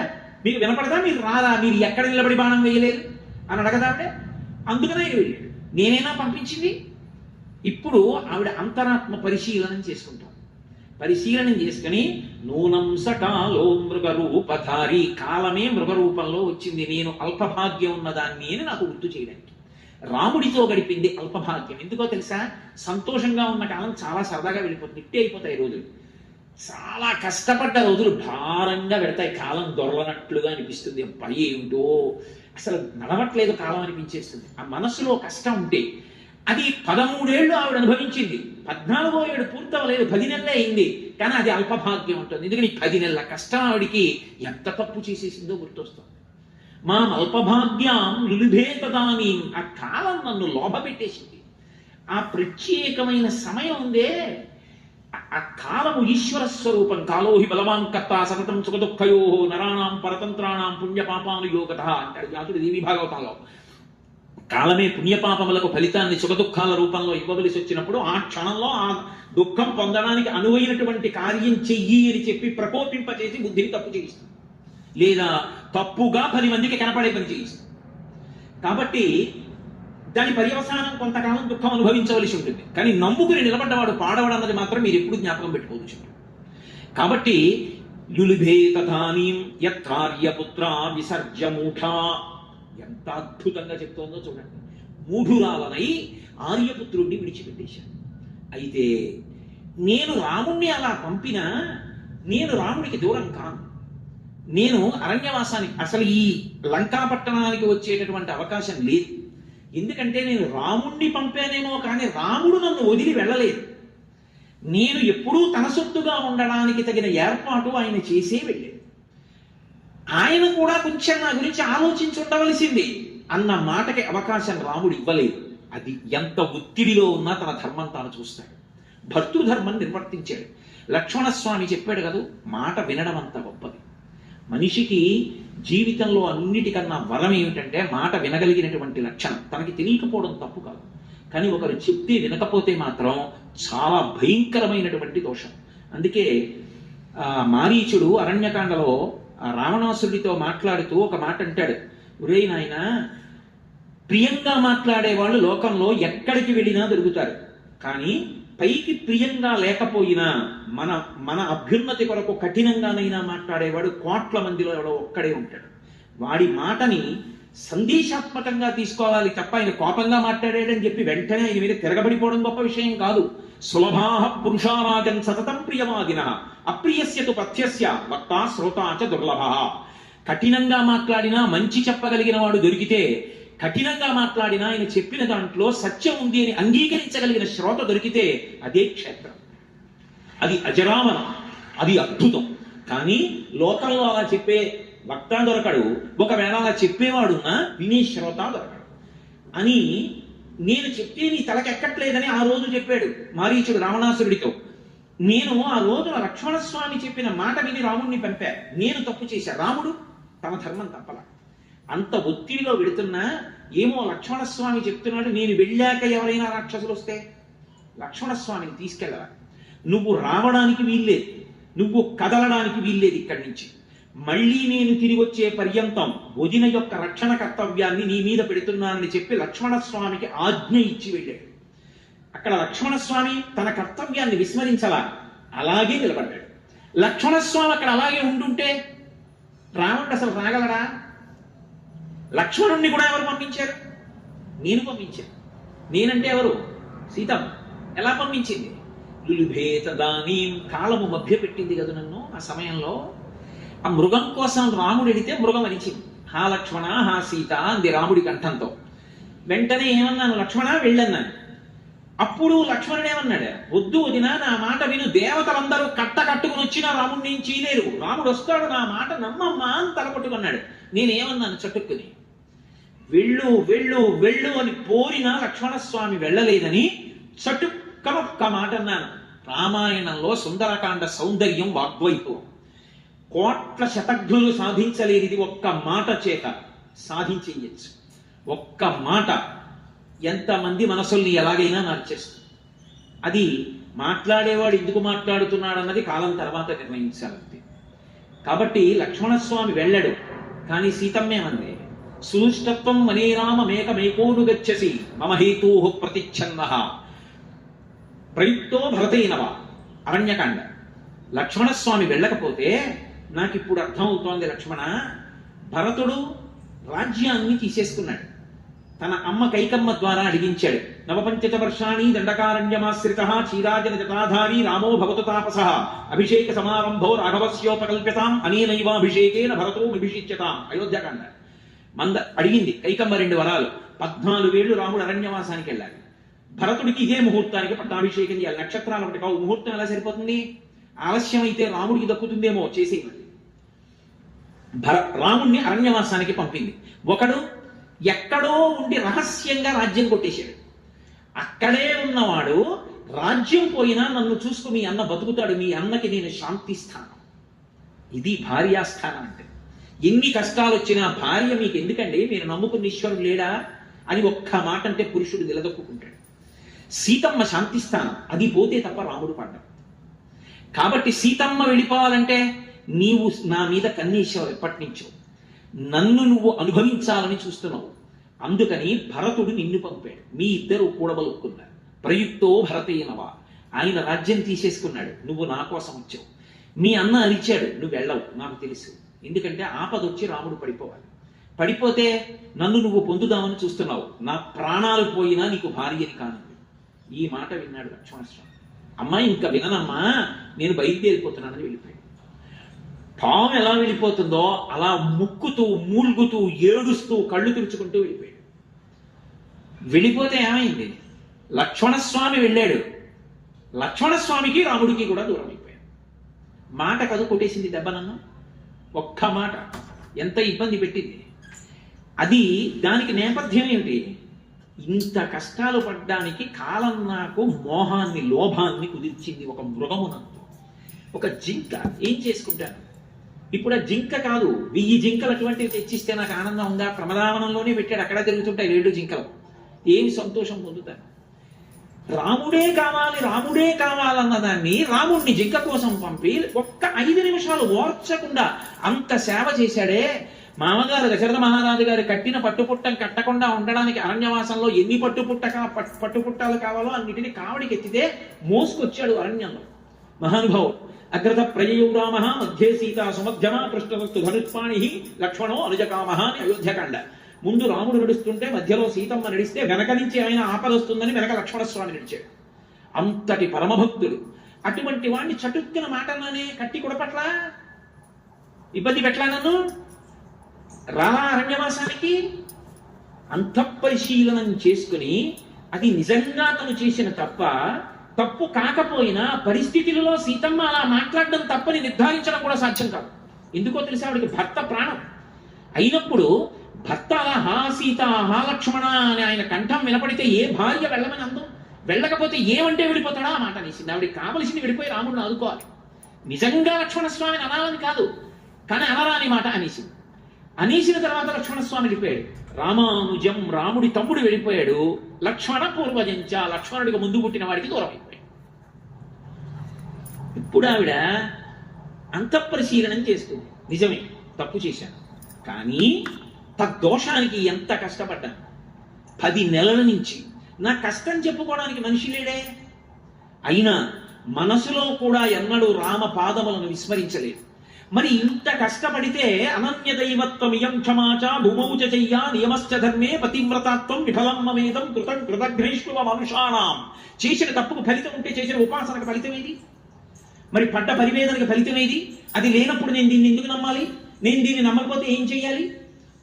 నిజానికి ఆవిడలో ఉన్నటువంటి ధర్మం మరొక నిర్ణయం చేసుకునేటట్టు చెయ్యదు.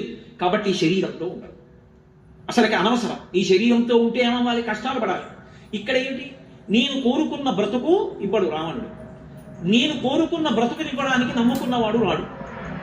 నేను కష్టాలు పడుతూ ఉండలేను. కష్టాలన్నీ దేనివి? మనసువి, శరీరానివి కూడా. ఈ శరీరమే నశించిపోతే గొడవది. అంటే ఆత్మహత్య చేసుకోవడం తప్పని సీతమ్మకి తెలీదా? ఆవిడకి బాగా తెలుసు శాస్త్రం. కానీ ఆవిడ ఎందు అటువంటి సన్నివేశం వైపుకి నడిచేటట్టుగా బుద్ధి కలగలేదనుకోండి, ఆ రోజునే కలగలేదనుకోండి, పెద్ద ప్రమాదం ఒకటి ఉంది కాలంలో. ఇది హనుమ వచ్చిన రోజునే కలగాలండి ఈ ఆలోచన. అంటే హనుమ వెళ్ళిపోయిన తర్వాత కలిగితే రామాయణం ఏమైపోతుంది? ఆవిడ ఉరిపోసేసుకుంటే. ఆవిడ ఓ మాట ఉంది, రాక్షసత్వం అన్న మాటకి పరాకాష్ట ఏంటంటే, నేను ఎలా బ్రతుకుదాం అనుకుంటున్నానో అలా బ్రతకనివ్వడు. నేను ఇలా బ్రతకలేని చచ్చిపోదామంటే చచ్చిపోవడానికి ఓ శస్త్రం పట్టుకొచ్చి ఓ కత్తి ఇవ్వరు, విషం ఇవ్వరు. చచ్చిపోవడానికి వీల్లేదు, తాను కోరుకున్నట్టు బ్రతకడానికి వీల్లేదు. ఈ రెండింటి మధ్య నలిపేవాడేవాడు రావణుడు. అది వాడి రాక్షసత్వం. కాబట్టి నేను ఉండను ఈ శరీరంతో. మరి ఎలా చచ్చిపోవాలి అంటే, ఇప్పుడు మీరు ఒకటి బాగా గమనించండి. ఆవిడికి ఆలోచన ఇవ్వాలే వచ్చింది కాబట్టి, హనుమ వచ్చిన రోజునే వచ్చింది కాబట్టి, మాట్లాడడానికి ఉపశాంతిని ఇవ్వడానికి హనుమ ఉన్నారు. ఆ ఆలోచన తర్వాత రాకూడదు, ఇవ్వాలే రావాలి. ఎందుకంటే నచ్చ చెప్పేవాడు పైన కూర్చుని ఉన్నాడు. రెండు, ఆయన ప్రయోజనం ఉంటుంది. ఆయన మౌనంగా బాధపడుతున్నాడు. ఎలా అసలు ఈవిడితో మాట్లాడడం, యామని మొదలెట్టాలి? చూడండి, లోకంలో మాట అంటారు, వేటుపడ్డ ప్రాణం అండి ఆవిడిది పాపం అంటారు. అందరూ మోసం చేసేసారు అనుకోండి. నేను ఈ మాట అంటే నాకు ఒక విషయం జ్ఞాపకం వస్తుంటుంది. సాధారణంగా మా ఇంటికి ఏదో పాపం నా మీద గౌరవంతోటో ప్రేమ చేతో నన్ను చూడడానికి వస్తూ ఉంటారు చాలా మంది. అది నేను గొప్పగా చెప్పుకోవట్లేదు చూసుకోండి, వాళ్ళ గొప్పతనం. ఏదో 4 మాటలు రామాయణం గురించి ఏదో చెప్పారని వస్తుంటారు. ఆ వచ్చిన వాళ్ళు సాధారణంగా అయ్యా మీకు నమస్కారం అని, ఎక్కువ మంది నా భార్యని మా కోడలంటారు. పెద్దవాళ్ళు వస్తే మా అబ్బాయి లాంటి వారు మీరు అంటారు. నేను చాలా సంతోషిస్తుంటా. పోన్లే, మా అమ్మ శరీరంతో లేకపోయినా ఇంతమంది రూపంలో మా అమ్మ నన్ను పలకరిస్తూ ఉంటుంది అని సంతోషిస్తుంటాను. ఒక ఆవిడ మా ఇంటికి వచ్చారు రోజున. నాయన నీ నల్లుడు అంటాను, నీకేమైనా అభ్యంతరం అని. నేను కొంచెం తెల్లబోయాను. అలా ఎవరు అనరు. మా ఆవిడ్ని కూతురని నన్ను అల్లుడని అందరూ, నన్ను కొడుకు అంటారు ఎవరైనా. ఇదేమిటి వీడు తిరగేసి అన్నారు, ఇందులో ఏదో చమత్కారం ఉంది, తెలుసుకోవాల్సిన విషయం అనుకుని, ఏమమ్మా కొడుకుని ఎందుకు అనుకోకూడదన్నా అంటే ఆవిడంది, నా మనసు వీటు పడిందయా కొడుకుతో. ఏమమ్మా అన్న, నాకు పెద్ద ఇల్లు ఉండేది నాయన, ఒక్కడే కొడుకు, ఎంతో కష్టపడి పెంచి పెద్ద చేశాను. నా కొడుక్కి కోడలకి నేను ఉండడం ఇష్టం లేదు. ఒకప్పుడు నేను జ్వరంతో ఉన్నప్పుడు అమ్మ ఇంటి పన్ను తగ్గించడానికి కాగితం పెడుతున్నాను, కొంచెం సంతకాలు పెట్టన్నాడు, సంతకాలు పెట్టాను కొడుకు కదా అని. వాడి పేరు మీద ఇల్లు రాయించుకుని నన్ను బయటికి గెంటేశాడు నాయన. కూతురు చూస్తోంది, కూతురు దగ్గర ఉంటున్నాను ఇప్పుడు, అందుకే నాకు ఎవరిని కొడుకు అనాలనిపించట్లేదు, నా మనసు వీటు పడిపోయింది, అల్లుడు అంటాను నాయన. నేను తెల్లబోయాను, అసలు నాకు నోట మాట రాలేదు, ఇలా కూడా ఉంటుందా ప్రపంచకంలోనూ అని. వేటు పడిపోయిందంట. అంటే మోసం మీద మోసం, మోసం మీద మోసం చేస్తున్నారు అనుకోండి, అది ఎవరిని చూసినా నమ్మరు. ఇప్పుడు ఆవిడ మనస్థితి హనుమ గమనించారు. ఈవిడ ఎవరిని నమ్మే స్థితిలో లేదు.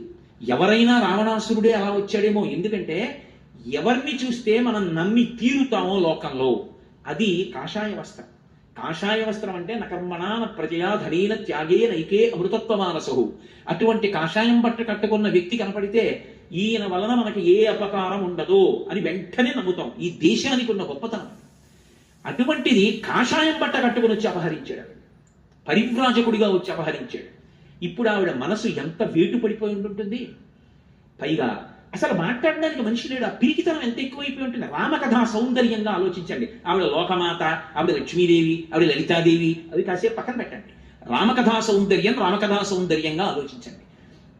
ఇప్పుడు ఇవాళ నేను వెళ్ళిపోతే రేపొద్దున్న ఎప్పుడైనా ఈ ఆలోచన వస్తే, నేను మీతో అన్నాను కదా, ఆపద ఇవ్వవలసిన వాడు ఆపద రాకుండా ముందు ఆలోచించాలి. అది భగవంతుడు అంటే. ఆవిడికి ఇప్పుడు ఇంత పెద్ద ఆలోచన వచ్చేసింది. పతివ్రతాత్వం విఫలం మమేదం కృతం కృతఘ్నేష్వ మనుషానాం. ఈ ఆలోచన ఇవ్వాలే వస్తే హనుమ ఉండగా హనుమ జోక్యం చేసుకుని శాంతినిచ్చి వెడతారు. ఆ తర్వాత అటువంటి ఆలోచన రాదు. 2, హనుమకి మాట్లాడడానికి మంచి అవకాశం తనంత తాను అకస్మాత్తుగా వచ్చేస్తుంది. మాట్లాడి ఉంగరం ఇవ్వాలి తప్ప మాట్లాడకుండా చటుక్కును ఉంగరం ఇస్తే ఆవిడ నమ్మే స్థితిలో లేదన్న విషయం హనుమకు అర్థమవుతోంది. ఇది సౌందర్యం సుందరకాండలో. ఇదన్నీ మహర్షి వర్ణిస్తారా?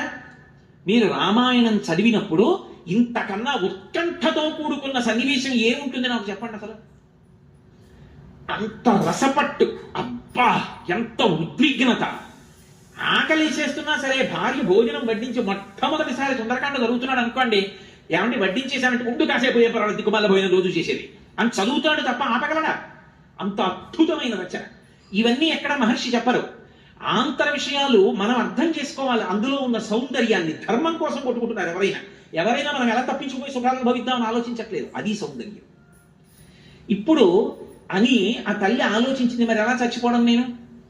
ఆ ఆలోచన ఇవ్వాలే రావాలి. మళ్ళీ మళ్ళీ చెప్తున్నా. తర్వాత వచ్చింది అనుకోండి, ఏమైనా జరగచ్చు, హనుమ జోక్యం చేసుకోవాలంటే ఇవ్వాలి. అది భగవంతుడి యొక్క నిర్ణయం.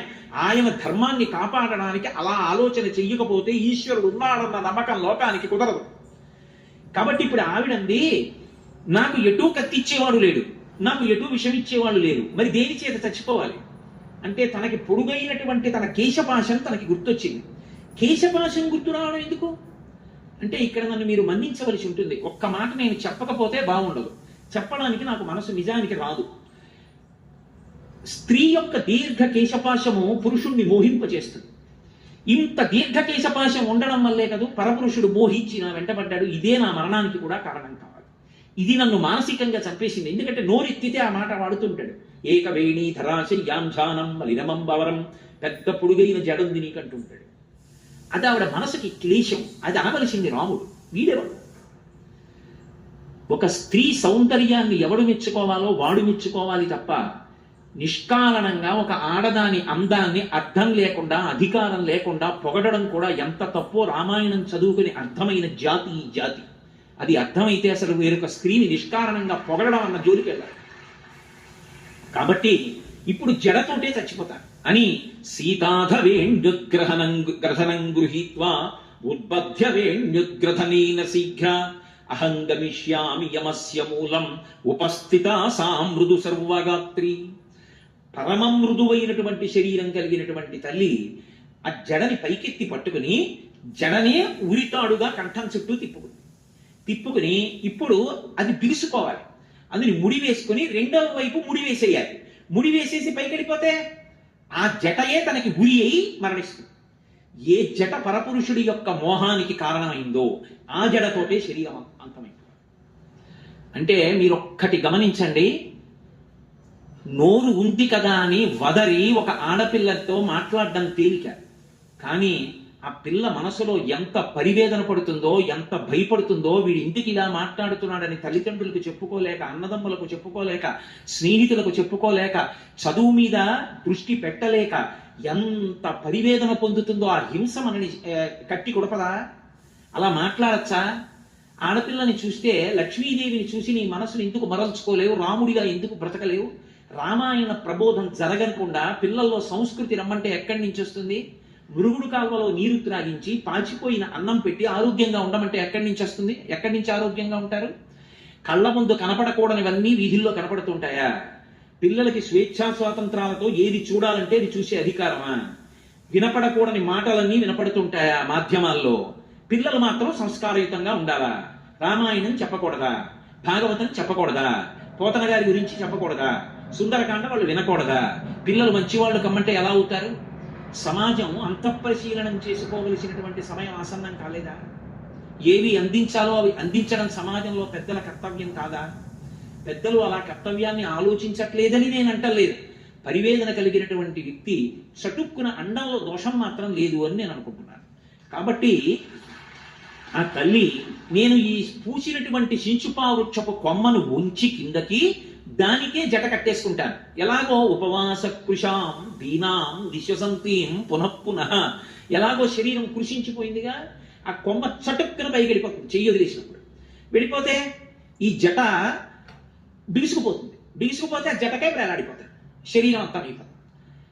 ఉరి పోసుకోవడం పరమ తప్పు, ఆత్మహత్య చేసుకోకూడదు అన్నది ఆవిడికి తెలియదా? ఆవిడికి తెలుసు.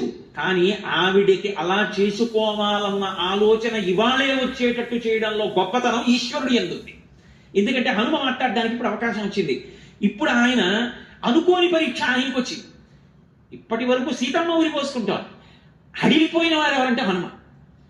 ఎందుకనంటే ఇదెక్కడి ప్రారంభం? సీతమ్మను చూద్దాం వచ్చాను. ఫలానా చోట ఉంది స్వామి అని వెళ్ళి చెప్పచ్చు అనుకున్నాను. తీరా వచ్చి చూసిన తర్వాత అమ్మ బాబోయ్, ఈవిడ పాతివ్రత్యం, ఈవిడ సౌందర్యం, సౌందర్యం అంటే బాహ్య సౌందర్యం కాదు, అంతఃసౌందర్యం, ఆ మహాతల్లి ఆవిడ తేజస్సు చూసి విడిచిపెట్టి వెళ్ళలేక సన్నివేశం వెనక సన్నివేశం నడిచిపోతుంటే ఆకుల చాటున అలాగే ఉండిపోయాం, అలా చూస్తూ ఉండిపోయాం. ఇప్పుడు ఇది అనుకోని సంఘటన, ఈవిడ చనిపోతుంది. నేను ఏం చెయ్యాలి ఇప్పుడు?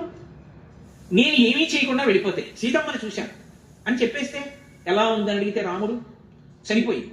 ఎందుకు చనిపోయింది? ఇన్ని కష్టాల మధ్యలో ఉరేసేసుకుంది. నువ్వేం చేశావు? నేనేం చేయను. ఆవిడకి వేటు పడిపోయింది ప్రాణం. అప్పుడు నేనేం చేయడానికి అవకాశం లేదు. ఉంగరం చూపించిన ఆవిడ చూడదు. ఆ పరిస్థితుల్లో నా వల్ల ఏం కాలేదు అని చెప్పవచ్చు. కానీ సీతమ్మ లేదన్న విషయం తెలిసిన రాముడు క్రుద్ధుడైపోతాడు. ఆయన కోదండములకు సంధించి బాణములు విడిచిపెట్టిన నాడు ఇక ఈ బ్రహ్మాండములు ఉండవు. కాబట్టి నేను ఏదో ఒకటి చెయ్యాలి. ఏం చెయ్యాలి? అమ్మా సీతమ్మ అని గట్టిగా పిలిచి ఏదైనా మనుష్య భాషలో మాట్లాడితే ఆవిడ మరింత చటుక్కుని కొమ్మొదిలేస్తుంది. ఎందుకనంటే ఒక వానరం మనుష్య భాషలో ఎలా మాట్లాడుతోంది? రావణుడే వచ్చాడని అనుమానపడుతుంది. కాబట్టి మాట్లాడడానికి కుదరదు. పోనీ మాట్లాడకుండా నేను ఏమైనా దగ్గరికి వెళ్ళి సహాయం చేద్దామంటే తల్లిని ముట్టుకోవడమే, ఆవిడ స్పృహలో ఉండగా ముట్టుకోవడమే, ఇంకేమైనా ఉందా? మరి అలాగని చూస్తూ ఊరుకుంటే నేను చెప్పినంతసేపు ఆలోచించడానికి అవకాశం ఉందండి. అక్కడ ఆవిడ చటుక్కుని శిశుపావృక్షం దగ్గరికి వెళ్ళింది, ముడేసుకుని చుట్టూ తిప్పింది, కొమ్మ వచ్చేస్తుంది. ఏవం బహువిధాం చింతాం చింతయిత్వా మహాకవి సంసర్వో మధురం వాక్యం వైదేహ్య వ్యాజహార అన్నారు మహర్షి. ఇంత నవవ్యాకరణ పండితుడు, ఇంత బుద్ధిమతాం వరిష్టం, ఇంత శీలవైభవం ఉన్నవాడు, ఇంత ఇంద్రియ నిగ్రహం ఉన్నవాడు, అంత గమన వేగం ఉన్నవాడు, అంత మనోజవం మరుతతుల్య వేగం జితేంద్రియం బుద్ధిమతాం వరిష్టం, ఇంతటి మహానుభావుడికి అసలు ఏం మాట్లాడాలో కూడా అర్థం కాలేదు, ఏం చెయ్యాలో అంతకన్నా అర్థం కాలేదు. ఆ కొమ్మల్లో గిరగిర తిరిగేశారు. చూడండి, ఏం చెయ్యాలో తెలియనప్పుడు ఏమీ చేయలేక అటు ఇటు తిరిగేస్తాడు కంగారులను. అలా తిరిగేశారు ఆ కొమ్మల్లో. ఎలా? నేనేమైనా మాట్లాడితే రాక్షస స్త్రీలు వింటారు, ఈవిడ మాట దేవుడి వాళ్ళకి నాకు యుద్ధం జరుగుతుంది, జయాపజయములు విధి నిర్ణీతములు, ఈ లోపల సీతమ్మ ఏమవుతుందో, మళ్ళీ మాట్లాడే అవకాశం ఉంటుందో ఉండదో, నేను ఉంటానో ఉండనో, బ్రతుకుతానో బ్రతకనో, ఓడించిన ఈ తల్లి ఏమవుతుందో, మళ్ళీ తీసుకెళ్లి దాచేస్తానో, ఏమైనా మాట్లాడాలా మాట్లాడక్కర్లేదా, అసలు ఏమి ఆయనకి ఆలోచన రాలేదు. ఈవిడేమో కుడిచేసి. చిత్రం ఏంటంటే ఈశ్వరుడు ఒకడు ఉన్నాడు కదా, కొద్దిగా కాలం కావాలి, కొమ్మ వదిలిపెట్టడానికి సమయం కావాలి.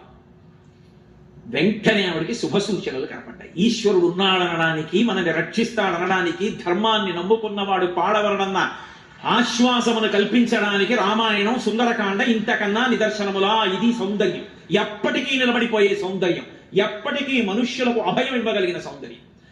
తస్యాశుభం వామమరాళ పక్ష్మ రాజీవృతం కృష్ణ విశాల శుక్లం ప్రాసందతైకం నయనం సుకేశ్య మీనాహతం పద్మమివాభితామ్రం. శుభ సూచనలు కనపడుతున్నాయంటే సీతమ్మకి ఎడమకన్ను అదిరింది అని వదిలేస్తే కవితా సౌందర్యం ఇది. అప్పుడు కూడా మహర్షి ఎంత అందంగా చెప్పారంటే, ఈ కన్ను తెల్లగా ఉంటుంది కదా, ఉండి మధ్యలో ఉన్నటువంటి కనుగుడ్డు నల్లగా ఉంటుంది. ఈ కంటికి ఉన్నటువంటి వెంట్రుకలు మిగిలిన వెంట్రుకల్లో ఇలా వాలిపోవు, ఇలా పైకి లేస్తాయి. ఏదో ఆ శ్రీశైలంలో కృష్ణానది ఆనకట్ట నుంచి నీళ్లు వదిలితే ఇలా పడి ఇలా లేస్తే ఎలా ఉంటుందో అలా ఇలా ఉంటాయి ఆ కను రెప్పకున్న వెంట్రుకలు.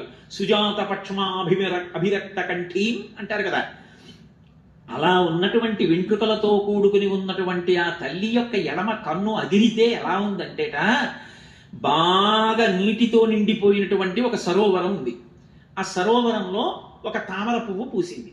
పైన నీటి మీద తామర పువ్వు కనపడుతోంది, కాడ నీటి లోపల ఉంది. ఒక చేప నీటి లోపల ఈదుకుంటూ వెళ్ళిపోతోంది. వెళ్ళిపోతూ నీళ్లలోనే తామర కాడ పక్కకొచ్చి నించున్నప్పుడు తోక కొద్దిగా ఊపుతుంది, ఇక మళ్ళీ కదిలి వెళ్ళిపోయేటప్పుడు గట్టిగా ఊపుతుంది. ఆ చేప కదిలి వెళ్ళిపోయే ముందు తోక గట్టిగా ఊపింది. ఆ ఊపిన తోక తామర పువ్వు కాడకి తగిలింది. కాడ నీళ్లలో ఊగింది, కానీ నీరు ఆ ఊపును ఆపింది. కొద్ది ఊపే పైకొచ్చింది. ఆ చిన్న ఊపికి పైన ఉన్న తామర పువ్వు ఇలా అంది. అలా నీటి మీద తామర పువ్వు చేప తోక తగిలి ఊగితే ఎలా ఉంటుందో అమ్మవారి కన్ను కొట్టుకుంటే అలా కొట్టుకుంటుంది. ఏమి కవితా సౌందర్యం, ఏమి ఊహ! ఆ సన్నివేశంలో ఇలా చెప్పగలగడం ఒక్క వాల్మీకి మహర్షికి చెల్లింది. ఇటువంటివి ఎన్ని కోపల్లో సుందరకాండలో ఎన్నని నేను చూపించగలను. వెనక కథ తరుగుతూ ఉంటుంది. రేపటి రోజుతో ఆఖరు పూర్తి చెయ్యాలి. తస్యాశుభం వామమరాళ పక్ష్మ రాజీవృతం కృష్ణ విశాల శుక్లం ప్రాసందతైకం నయనం సుకేశ్య మీనాహతం పద్మమివాభితామ్రం. ఆ ఆ పువ్వు ఎలా కదులుతుందో అలా అమ్మవారి కన్ను కొట్టుకుంది, కన్ను అదిరింది, ఎడమ భుజం అదిరింది, ఎడమ తొడ అదిరింది, కట్టుకున్న చీర కొద్దిగా జారినట్టు అనిపించింది. అమ్మవారికి వెంటనే ఆలోచన కలిగింది, కాదు కాదు నాకేదో శుభం ఉంది. త్రిజట చెప్పింది, ఇప్పుడు ఉరిపోసుకుందామంటే వద్దు వద్దు అన్న సంకేతాలు కనపడుతున్నాయి. శకున శాస్త్రానికి ఒక ప్రామాణ్యం ఉంది. ఈశ్వరుడు హెచ్చరిక చేయవలసి వచ్చింది అనుకోండి, శంఖచక్ర కథాపట్నాలు అట్టుకుని వచ్చి చెప్పడం, ఒక శకున రూపంలో చెప్తాడు. మీరు రామాయణాన్ని శకున శాస్త్రంగా చదివితే అంతా శకున శాస్త్రం. అందులో యుద్ధకాండలో ఒక్కొక్క వీరుడు బయటకు వస్తుంటే శకునాలు చూపిస్తాడు. కాబట్టి నాకు శుభశకునాలు కనపడుతున్నాయే, నాకు ఇంకా ఏం శుభం మిగిలిందని కొద్దిగా ఆగింది. ఈలోగా పైన ఆయనకి అవకాశం దక్కింది. చూడండి, చిన్న బ్రీదింగ్ టైం దొరికితే చాలండి అంటుంటాడు ఒక్కొక్కడు. అలా ఆయనకు కొద్దిగా సమయం దొరికింది. ఆయన వెంటనే ఆలోచించాడు. ఇక్కడ మీరు ఒకటి గమనించాలి, హనుమ చెప్దామని చెప్పట్లేదు. ఆయనకు వచ్చిన ఆలోచన ఏమిటంటే, ఇప్పుడు ఈవిడ గురి పోసుకోకుండా ఆడాలంటే ఒక్కటే, రామ రామ రామ రామ రామ రామ అంటే అయిపోతుంది. ఎందుకంటే వీడికి అసలు రామ అన్న నామం అన్నా రాముడు అన్నా అంత భక్తి. అది వినపడితే చాలా, అది వినపడకి ఇలా అయిపోయింది, అది వినపడితే చాలు. చూడండి, ఓ మాట అంటుంటారు, ఈవిడికి మళ్ళీ అన్నదమ్ములు అక్క చెల్లెళ్ళు అందరూ కనపడి 10 రోజులు అందరిలో సరదాగా తిరిగితే ఆరోగ్యం వస్తుందండి. మానసికంగా బెగ్గపెట్టుకుని శారీరకంగా ఏం లేదు అంటారు. ఏదో పిల్ల పెళ్ళి కొత్తగా అమెరికా వెళ్ళిపోయింది అనుకోండి, ఓ 6 నెలలకి దిగులు పడిపోయింది అనుకోండి, ఆ పుట్టిల్లు అవి అన్నీ గుర్తొచ్చి ఒక్కసారి వాళ్ళ పుట్టింటికి పంపించండి, ఓ నెలలు వాళ్ళందరితో సరదాగా తిరిగి వచ్చేస్తే సంతోషంగా ఉంటుంది. అంటే మీరు లేకుండా ఎలా, మీరు లేకుండా ఎలా అంటే విసుక్కోకూడదు. ఎంత ఆర్ద్ర హృదయం. 6 నెలలైంది పెళ్ళై, నన్ను వదిలి వెళ్ళలేదు. పాపం మనసులో పుట్టి పెరిగిన స్థలం కదా, దిక్కుమాల ఉద్యోగం కోసం వెంపర్లాడిపోక్కర్లేదు, ఓ నెల సెలవు పెట్టి తీసుకుని వెళ్ళాలి మళ్ళీ ఇండియా. అది కాదు భక్తృత్వం అంటే, అది లేకపోతే ఎలా భక్తృత్వం. కాబట్టి ఇప్పుడు ఆమెకి శుభం ఉన్నది అంటే రామ కథ చెప్పాలి. ఆమె ప్రాణం అంతా ఏమిటి, రాముడే. అందుకే కదా అంది, అనన్య దైవత్వమియం క్షమాచ, నాకు దైవం అంటే రాముడే అండి. కాబట్టి నేను రామకథ చెప్పేస్తాను. రామకథ చెప్పేస్తాను, ఆయనకి సంకల్పం కూడా లేదు. ఆయనకి అసలు ఏం చెప్పాలో తెలియని సందర్భం అనుకోండి, రామకథ చెప్పేస్తాను. ఇది నిజం తెలుసా అండి. రామాయణం చదివి కొంచెం రామాయణంతో స్పర్శ ఉందనుకోండి, అకస్మాత్తుగా మనం ఏదో విందాం అని చెప్పి ఏ గాన కచేరీకో ఏ నృత్యమో చూద్దామని సభలోకి వెళ్ళి కూర్చున్నారనుకోండి, అస్తమానం ఉపన్యాసాలు చెప్పేవాడు ఒకటి సభలో కనపడ్డాడు అనుకోండి, చటుక్కుని ఏం చేస్తారంటే ఫలానా ఆయన వచ్చాడు, ఒక 5 నిమిషాలు దీని మీద మాట్లాడతారంటే, 5 నిమిషాలు దీని మీద మాట్లాడతారంటే ఆయన ఏం మాట్లాడదామని వచ్చాడు, చూద్దామని వచ్చాడు. అప్పుడు వెంటనే ఉత్తర క్షణంలో ఉండండి, మళ్ళీ ఇంటికి వెళ్ళి పుస్తకం చూసొస్తానా అనగలడా? అప్పుడు ఆయనకి ఆధారం ఏమిటి, ఆయనకి ఎప్పుడూ మనసులో సిద్ధంగా ప్రీతిపాత్రంగా ఉండేది ఏది ఉంటుందో అది చెప్పేసి ఇవన్నీ ఆయన ప్రీతికి పనికొస్తాయి అంతే కదా. భగవంతుడి ప్రీతికి ఇవన్నీ ఎంతో మంచివి. మంచి పాట పాడుకున్నారనుకోండి, పరవశించిపోయారనుకోండి, సంగీతానికి అమ్మవారు సంతోషిస్తుంది. సమగా ప్రియ అని అమ్మవారి గురించి 4 మాటలు చెప్పేసి, కాబట్టి తల్లి ఇంత గొప్పగా పాడుతున్నారు, ఈ పాట చేత ఈవిడ తరిస్తారనలో సందేహం లేదు, అమ్మవారిని చేరుకోవడానికి అందరూ సంగీతం నేర్చుకోవాలి అని చెప్పి దిగిపోతాడు. ఎంత బాగా మాట్లాడారండి అంటాడు. ఎంత బాగా మాట్లాడారండి కదా, ఆయనకి మాట్లాడడం ఏం చెప్పాలో తిరిగి చెప్పాడు. అంటే ఆయనకి అదే వచ్చేస్తుంది బుర్రలోకి, ఎందుకంటే ఆయనకి ఎప్పుడు అదే అలవాటు, మరి అదే మాట్లాడతాడు, అది తప్పి కూడా మాట్లాడ్డా ఆయన అని అదే మాట్లాడతాడు. మళ్ళీ హనుమకి కూడా మనసులో ఎవరుంటారంటే రాముడే ఉంటాడు. సీతమ్మకి ఎలాగో హనుమకి కూడా అంతే. అందుకని ఆయన కూడా ఏం చెప్తారు, అది సందర్భమా అనవసరం, రామకథే చెప్తారు. అందుకని ఆయన ఉత్తరక్షణం ఏమం బహువిధాం చింతాం చింతయిత్వా మహాకవి సంసర్భో మధురం వాక్యం వైదేహ్య వ్యాజహార. కావ్య సౌందర్యం, చచ్చిపోయే వాళ్ళని కూడా బ్రతికించగలిగినటువంటి కథ రామకథ, మృత సంజీవని. సుందరకాండలో రాముడు కనబడడు, రామకథ వినబడుతుంది 1కి 10 మార్లు. అందుకని రామకథ చెప్పడం మొదలుపెట్టారు. ఎలా అంటే ఆవిడ వినాలి, ఆవిడ చెవిలో పడాలి, ఆవిడ అనురక్త కావాలి. అనురక్త కావాలి అంటే అమ్మ రాముడు ఉన్నాడమ్మా నన్ను పంపించాడన్నమాట నమ్మదు. ఆవిడ ముందు నమ్మేదాంతో మొదలెట్టాలి. నమ్మేదాంతో మొదలెట్టి ఆవిడికి తెలియంది చెప్పాలి. అప్పుడు అంటే ఇప్పుడు ఆవిడికి ఆశ్వాసం కుదురుతుంది. ఓ ముందుని చెప్పాడు, నమ్మకంగా ఉంది, ఇది కూడా నిజమేమో అని అనుమానం వచ్చి ఆగుతుంది కాస్త నిర్ధారణ చేసుకోవడానికి. అందుకని రాజాధజరదో నామ రథకుంజరమాజిమాన్ పుణ్యశీలో మహాకీర్తి రుజుర్రాసి మహాయశ. తన ఇష్టం వచ్చినంతసేపు మాట్లాడడానికి అవకాశం ఉన్నటువంటి ఉపన్యాసకుడిలా మాట్లాడడానికి కుదరదు, గబగబా చెప్పాలి రామకథ, ఆవిడ చెవుల్లోకి వెళ్ళాలి. పూర్వం ఇక్ష్వాకు వంశంలో పుట్టినటువంటి మహాకీర్తివంతుడు ధర్మాత్ముడైనటువంటి దశరథ మహారాజు గారు అనేటటువంటి రాజు చతురంగ బలాలతో, గజబలంతో, అశ్వబలంతో, సైన్య బలంతో రాజ్యాన్ని పరిపాలన చేస్తూ ధర్మాత్ముడై ఆ వంశానికి ఎంతో పేరు ప్రఖ్యాతులను సంపాదించినటువంటి వాడు ఉండేవాడు. ఆయనకి పెద్ద కుమారుడైనటువంటి రామచంద్రమూర్తి అపారమైనటువంటి ధర్మనిష్ట కలిగినటువంటి వాడు. తండ్రి అయినటువంటి దశరథ మహారాజు గారి ఇచ్చినటువంటి మాట నిలబెట్టడం కోసం, ఆయన్ని సత్యవాక్యమునందు నిలబెట్టడం కోసం భార్య అయిన సీతమ్మతో తమ్ముడైన లక్ష్మణస్వామితో కలిసి అరణ్యవాసం చేయడానికి దండకారణ్యానికి చేరుకుంటే, ఆయనకి ప్రియమైన ఇల్లాలైన సీతమ్మని పెద్ద తెలదగలిగినటువంటి రాక్షసుడు రావణాసుడు అపహరించి తీసుకొచ్చి సీతమ్మని లంకాపట్టణంలో పెట్టాడు. తర్వాతి కాలంలో రామచంద్రమూర్తి అరణ్యవాసం చేస్తూ సీతమ్మని అన్వేషిస్తూ వెడుతుండగా సుగ్రీవుడితో చెలిమి కుదిరి, ఆ సుగ్రీవుడి సీతమ్మ దాడ కనిపెట్టడానికి దశ దిశలకి వానరుల్ని పంపిస్తే దక్షిణ దిక్కు అంగదుడి నాయకత్వంలో వచ్చినటువంటి వానర సమూహంలో ఒకడనైన నేను నిన్న రాత్రి 100 యోజనముల సముద్రాన్ని దాటి వచ్చి రాత్రంతా లంకాపట్టణాన్ని వెతికి ఈ శిశుపా వృక్షం మీద కూర్చుని తెల్లవారుధామున సీతమ్మ తల్లి యొక్క దర్శనాన్ని పొందాను. ఈవిడే సీతమ్మ అని ఎలా తెలుసుకున్నాను అంటే, యథారూపాం యథావర్ణాం యథాలక్ష్మీం చరిష్యతాం అశ్రౌషం రాఘవస్యాహం సేయమాసాదితామయ. ఎటువంటి నగలు ఆవిడ ఒంటి మీద ఉంటాయని రాముడు చెప్పాడో, ఎటువంటి కాంతితో ఉంటుందని చెప్పాడో, ఎటువంటి లక్షణములతో ఉంటుందని చెప్పాడో, అటువంటి లక్షణములు కలిగి ఇతపూర్వం కిష్కింధలో ఉన్నటువంటి నగలు ఇప్పుడు శరీరం మీద లేక, ఇప్పుడున్నటువంటి నగలు కిష్కింధలో మూటలో లేక, ఇంతకు ముందు పెట్టుకున్న నగల యొక్క మచ్చలు శరీరం మీద ఉండి కృషించి రాముడి కోసం ధ్యానం చేస్తున్న సీతమ్మను చూసి ఆమె యొక్క దర్శనమేంటని పరమ సంతోషాన్ని పొంది నేను ఈ చెట్టు మీద కూర్చునున్నాను. ఇప్పటి వరకు చనిపోదాం అనుకున్న తల్లికి ఎప్పుడైతే రామకథ అకస్మాత్తుగా వినపడిందో ఆవిడ సటుక్కున ముడిప్పేసి ఎవడు రామకథ చెప్పినవాడు 10 నెలలైంది, రామనామం వినపడలేదు, రామకథ వినపడలేదు, నా ప్రాణాలు నిలబడ్డాయి, అమృతం పోసినట్టుంది, ఎవడు నాకు ఈ కథ చెప్పినవాడు అని ఒక్కసారి ఆవిడ ఇలా తల పైకెత్తి పద్మంలోకి చూసింది. చూసేటప్పటికి తత శాఖాంతరే లీనం దృష్ట్వా చలిత మానస వేష్టితార్జున వస్త్రం తం విద్యుత్ సంఘాత పింగళం. బంగారు రంగుతో ఉన్నటువంటి కన్నులతో ఆ కొమ్మలలోంచి తెల్లటి బట్టలు కట్టుకుని కిందకి తొంగి చూస్తున్నారు హనుమ. దీన్ని సిద్ధి సర్గ అంటారు. హనుమ దర్శనం సీతమ్మకైనా కూడా సిద్ధి సర్గే, అత్యంత శక్తివంతం. దీన్ని కొనసాగించడానికి ముందు ఒక్క కొబ్బరికాయ కొట్టి నైవేద్యం చేసి అందరికి హారతి చూపిస్తారు. కళ్ళకు అద్దుకున్న తర్వాత కొనసాగిస్తారు. జయత్యతి బలో రామో లక్ష్మణశ్చ మహాబలః రాజా జయతి సుగ్రీవో రాఘవేణాభిపాలితః దాసోహం కోసలేంద్రస్య రామస్యాక్లిష్టకర్మణః హనుమాన్ శత్రుసైన్యానాం నిహంతా మారుతత్మజః న రావణసహస్రం మే యుద్ధే ప్రతిఫలం భవేత్ శిలాభిస్తు ప్రహతః పాదపైశ్చ సహస్రశః అర్దయిత్వా పురీం లంకాం అభివద్య చ మైథిలీం సమృద్ధార్థో గమిష్యామి విశతాం సర్వరక్షసాం. ధర్మాత్మా సత్యసంధశ్చ రామో దశరథిర్యది పౌరుషే చ ప్రతిద్వంద్వస్య రైనం జహిరావిణిం ఆపదామపహర్తారం దాతారం సర్వసంపదాం లోకాభిరామం శ్రీరామం భూయో భూయో నమామ్యహం. హరి ఓం. పరమేశ్వర స్వరూపైన సభకి నమస్కారం. త్రిజట తన స్వప్న వృత్తాంతాన్ని ఆవిష్కరించిన తరువాత సేద తీరి ఉన్నటువంటి సీతమ్మ యొక్క స్థితి దగ్గర నిన్నటి రోజు ప్రవచనాన్ని పూర్తి చేయడం జరిగింది. ఆ తల్లి యొక్క పరివేదనతో కూడుకున్న స్థితిని వర్ణిస్తూ మహర్షి అంటారు, అభూతేనాపవాదేన కీర్తిం నిపతితామివ సన్నామివ మహాకీర్తిం శ్రద్ధామివ విమానితాం అంటారు. ఆ తల్లి అప్పటికీ కూడా ఇంకా మనసులో పూర్తిగా ఖేదం తీరలేదు, ఆవిడ బాధ పోలేదు. అందుకే అభూతేనాపవాదేన కీర్తిం నిపతితామివ.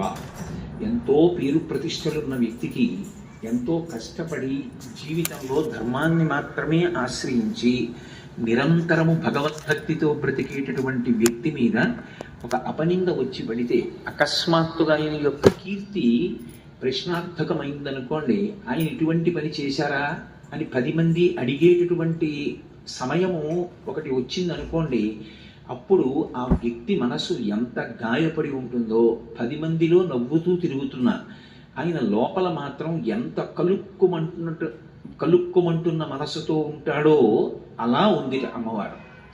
నిజంగా వాల్మీకి మహర్షి వేసినటువంటి ఉపమానాలు కొన్ని మనకి దొరుకుతాయి. బాహ్యంలో మనం చూడవచ్చు, ఏదో వేట కుక్కల మధ్యలో మిగిలిపోయినటువంటి ఒక్కలీడి పిల్ల అన్నారనుకోండి, దాన్ని ఊహించవచ్చు, అది ఎదురుగుండా దొరుకుతాయి కూడా అటువంటి సన్నివేశాలు.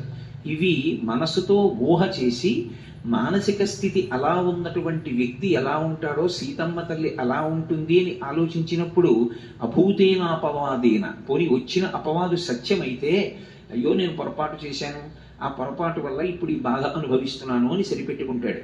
ఆయన చేసిన పొరపాటు లేదు, చేసిన తప్పు లేదు. ఆయన ఎప్పుడూ త్రికరణ శుద్ధిగానే ప్రవర్తించాడు, ఎప్పుడూ ధర్మ మార్గాన్నే అనుష్ఠించాడు. ఆయన ఎన్నడూ ఎవరి జోలికి వెళ్ళినవాడు కాడు. అటువంటి వాడి మీద అసత్యంతో కూడుకున్నటువంటి అపవాదు ఒకటి మోపబడింది. అప్పుడు ఆయన కీర్తి అకస్మాత్తుగా క్షీణించింది. ఆయన ఎంత బాధపడతాడో అలా ఉంది అమ్మవారు. కానీ ఇందులో మీరు ఒకటి ఆలోచించండి, అపవాదు అసత్యం, అది నిజంగా ఆయన చేసిన దోషం కాదు. ఆయన్ని బాధ పెట్టాలనో లేకపోతే కాలంలో అలా ఆయన గతంలో చేసుకున్న కర్మ పోవడానికో, లేదా ఎంత కష్టం వచ్చినటువంటి వ్యక్తి అయినా సరే తట్టుకు నిలబడగలిగితే వాడే చరిత్రని నిర్మించగలుగుతాడు అని భవిష్యత్ తరాలకి మార్గదర్శనం చెయ్యడానికో ఈశ్వరుడు ఏర్పాటు చేసినటువంటి వ్యవస్థలో అసత్యమైనటువంటి దోషం ఎవరి మీద ఆరోపింపబడిందో అది కాలంలో ఎప్పటికో అప్పటికి ఎగిరిపోతుంది. ఎగిరిపోయి రెట్టించినటువంటి వైభవంతో మళ్ళీ ఆయన కీర్తి ప్రకాశిస్తుంది. ఇవాళ అలా ఉన్నటువంటి సీతమ్మ ఎప్పటికీ అలా ఉండిపోదు.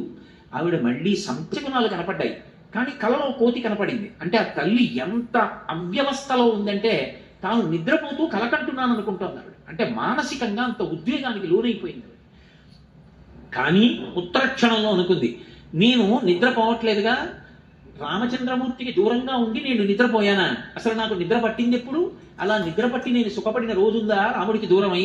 ఎన్నడూ నిద్రపోలేదే. నేను నిద్రపోనప్పుడు నాకు కల ఎలా వచ్చింది? నా శరీరం నాకు కనపడుతోంది, నా శరీరాన్ని ముట్టుకుంటే స్పర్శ తెలుస్తోంది, కన్నుల ముందు నాకు ఈ వానరం కనపడుతోంది. కాబట్టి ఇది కల కాదు, ఇది సత్యం. వెంటనే మరి పైన చెప్పిన కథ కొంత తనకి తెలిసిన కథ, కొంత తెలియని కథ. కానీ ఆయన్ని చూస్తే ఎందుకో ఆయన చెప్పినది సత్యం అనిపిస్తోంది. హనుమద్రామాయణం అని హనుమే వ్రాసుకున్నారు, పైశాచి భాషలో అంటారు. అందులో మొట్టమొదటిసారి సీతమ్మ నన్ను చూసినప్పుడు కొన్ని సంవత్సరముల తర్వాత కొడుకుని తల్లి చూస్తే ఎలా ఉంటుందో అలా చూసింది అని వ్రాసుకున్నారే. కాబట్టి నాకు ఈయన్ని చూస్తే పుత్రభావన కలుగుతోంది. ఎందుకో నాకు ఎంత మాత్రమో కూడా అబద్ధం చెప్తున్నాడు అని అనిపించట్లేదు. అయినా వెంటనే ఆ తల్లి నమస్కారం చేస్తోంది. నమోస్తు వాచస్పతియే సవజ్రిణి స్వయంభువే చైవ హుతాశనాయ చ. నేను నమస్కారం చేస్తున్నాను ఎవరికి? నమోస్తు వాచస్పతయే సవజ్రిణి, బృహస్పతితో కూడుకుని ఉన్నటువంటి ఇంద్రుడికి నమస్కారం చేస్తున్నాను. అలాగే స్వయంభువే చైవ హుతాశనాయ చ, అగ్నిహోత్రుడికి బ్రహ్మగారికి నమస్కారం చేస్తున్నాను. అనేన చోక్తం యదిదం మమాగ్రతో వనౌకసా తచ్చ తదాస్తు నాన్యథా. నేను కూర్చున్న ఈ చెట్టు మీద కూర్చుని ఈ వానరం ఏ కథ చెప్పిందో ఆ కథ సత్యమే అగుగాక, ఆ కథ వేరొకలా కాకుండుగాక. అంటే ఆవిడ ఒకవేళ రావణాసురుడు మారువేషంలో వచ్చి చెప్తున్నాడేమో, అందుకని ఆవిడ దేవతల్ని ప్రార్థన చేసింది. అలా పిరికితనం కలగట్లేదు మనసులో, అది సత్యమే అని ఎక్కడో తెలుస్తోంది. పుత్రుడిలా కనపడుతున్నాడు, ఆయన తేజస్సు చూస్తే అలా అనిపించట్లేదు మోసం చేసేవాళ్ళ. ఇన్నాళ్లకి ఈయన ముఖం చూస్తే మనసులో ఊరట కలుగుతోంది. ఆయన మాట్లాడిన తీరు అంత స్పష్టంగా ఉంది, నన్ను ఊరడించడానికి చెప్పాడన్న విషయం స్పష్టం అవుతోంది.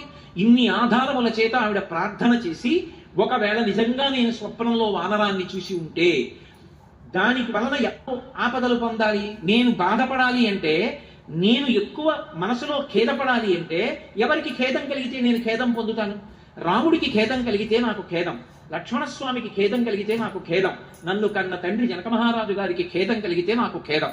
అందుకని స్వస్యస్సురామాయ సలక్ష్మణాయ తథాపితుర్మే జనకస్య రాజ్ఞః.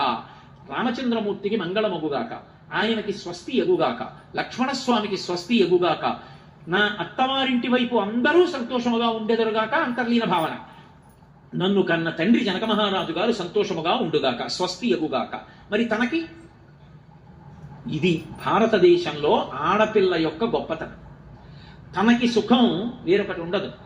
తన భర్త సుఖం తన సుఖం, తన మరుదుల సుఖం తన సుఖం, తన అత్తవారింటి సుఖం తన సుఖం, తన పుట్టింటి వారి సుఖం తన సుఖం. అందుకే ఎంత విచిత్రంగా ఉంటుందంటే, ఇక్కడ పెరిగిన పిల్ల అక్కడికి వెడుతుంది, ఏమిటో అక్కడ బంధుత్వాలు కొత్తగా తెలుసుకుంటుంది. తెలుసుకుని అందరూ నా వాళ్ళే, నా మరిది, నా తోడికోడలు, మా పినమామగారు, మా పెదమామగారు. ఎంత అల్లుకుపోతుందో! పురుషుడు అలా అల్లుకోలేడు. బంధువుల ఇంటికి వెళ్ళినా అలా కలిసిపోలేడు. ఆడపిల్ల ఎంత తేలికగా ఏదో బాతు నీళ్లలో వదిలేస్తే ఈ తీసినంత తేలికగా అత్తవారింట్లో ఉంచేసుకుంటుంది. అలా ఉంచేసుకుని ఆమె పడే బాధల్లో ఒక్కటే, నేను అంత ప్రేమగా చూస్తాను వాళ్ళు నన్ను అలా ఎందుకు చూడరు అంటూ. ఎంత బేలతనం నిజంగా ఆడపిల్లది అనిపిస్తుంది. అదే ఎంత ఐశ్వర్యం ఉన్న ఇంటిని మెట్టనివ్వండి, ఇది నాది అని చెప్పడానికి అధికారం పొందింది. పుట్టిల్లు అంత ఐశ్వర్యవంతమైన ఇల్లు కాదు, కానీ అన్నదమ్ముడు ఏదో శుభకార్యం చేసుకుంటున్నాడంటే నెలలు నెలలు కష్టపడి ఉండిపోతుంది ఆ అన్నదమ్ముడి కోసం. ఎంత ప్రేమో పుట్టినిళ్ళంటే, తోబుట్టువులంటే. ఆ తోడబుట్టినవాడు శుభకార్యం చేసుకుంటే పీటల మీద కూర్చొని ఉండగా మంగళహారతి ఇవ్వడానికి మురిసిపోతుంది నా హక్కని. పీటల మీద కూర్చుంటే ఏమిటో వెనకాతల కూర్చుని ఆ బుగ్గం చొక్క పెట్టి ఆ జుట్టు సరిచేసి ఆ పంచె సరిచేసి ఏమిటో అది తనకి జన్మలో పొందిన గొప్ప అనుగ్రహం అనుకుంటుంది, ఈశ్వరుడు ఇచ్చిన భాగ్యం అనుకుంటుంది. ఆ మంగళహారతి ఇచ్చినప్పుడు పళ్ళెల్లో 100 రూపాయలు వేస్తే ఆమెకు కోట్లు ఉన్నాయి భర్తకి. ఈ 100 రూపాయలు పదిలంగా పెట్టుకెళ్ళి మా అన్నయ్య ఇచ్చాడు, మా అన్నయ్య ఇచ్చాడు, మా అన్నయ్య ఇచ్చాడని దాచుకుంటారు. ఓ 100 రూపాయలు నేత చీర పెడితే ఆ చీర కట్టుకుని మా అన్నయ్య ఇచ్చిన చీర, మా అన్నయ్య ఇచ్చిన చీర అంటుంది. ఆడపిల్ల హృదయానికి ఉన్న సౌకుమారి అని నిజానికి పురుషుడికి ఎక్కడుంది? అందుకే లోకంలో 3 వానల్లో ఒక వాన దేని వలన పడుతుంది అంటే సౌశీల్యవతులైనటువంటి స్త్రీల వలన ఒక వర్షం పడుతుంది. ఒక వర్షం రాజు యొక్క ధర్మం వలన పడుతుంది. ఒక వర్షం ప్రజలు పాటించేటటువంటి దైవభక్తి, ఆచారము, శాస్త్రమునందున్న నమ్మకం చేత పడుతుంది. కాబట్టి ఒక వర్షాన్ని నిర్ణయించగలదు స్త్రీ, 2 వంశములను ఉద్ధరించగలదు. వాళ్ళ సుఖం తన సుఖం తప్ప తనకంటూ వేరే సుఖం ఉంది అని ఆలోచించదు. సీతమ్మ సమస్త స్త్రీ జాతికి ప్రతినిధిగా అంత కష్టంలో కూడా అమ్మయ్యా నాకు బాగుండాలనలేదు, రాముడు బాగుండాలి, లక్ష్మణస్వామి బాగుండాలి, జనక మహారాజు గారు బాగుండాలి. ఏమి సౌందర్యం నిజంగా రచనలో! మొత్తం స్త్రీ జాతి భావాన్నంతటినీ ప్రతిబింబించారు మహర్షి. మా తల్లి అలా అంటుంటే ఆ పైన ఉన్నటువంటి హనుమ చూస్తున్నారు. ఈమె ఒంటి మీద నగల విషయం నిర్ధారణ అయిపోయింది. ఈమె ఊపిరి విడిచిపెడుతోంది, ఊపిరి తీస్తోంది.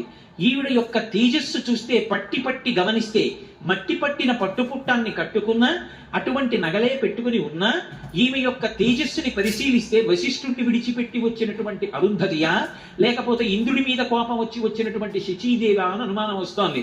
కానీ ఈమె అరికాళ్ళు భూమిని తాకుతున్నాయి. ఈమె ఎందుకో గాఢంగా నిట్టూరుస్తోంది. ఈమె ఖచ్చితంగా సీతాదేవి.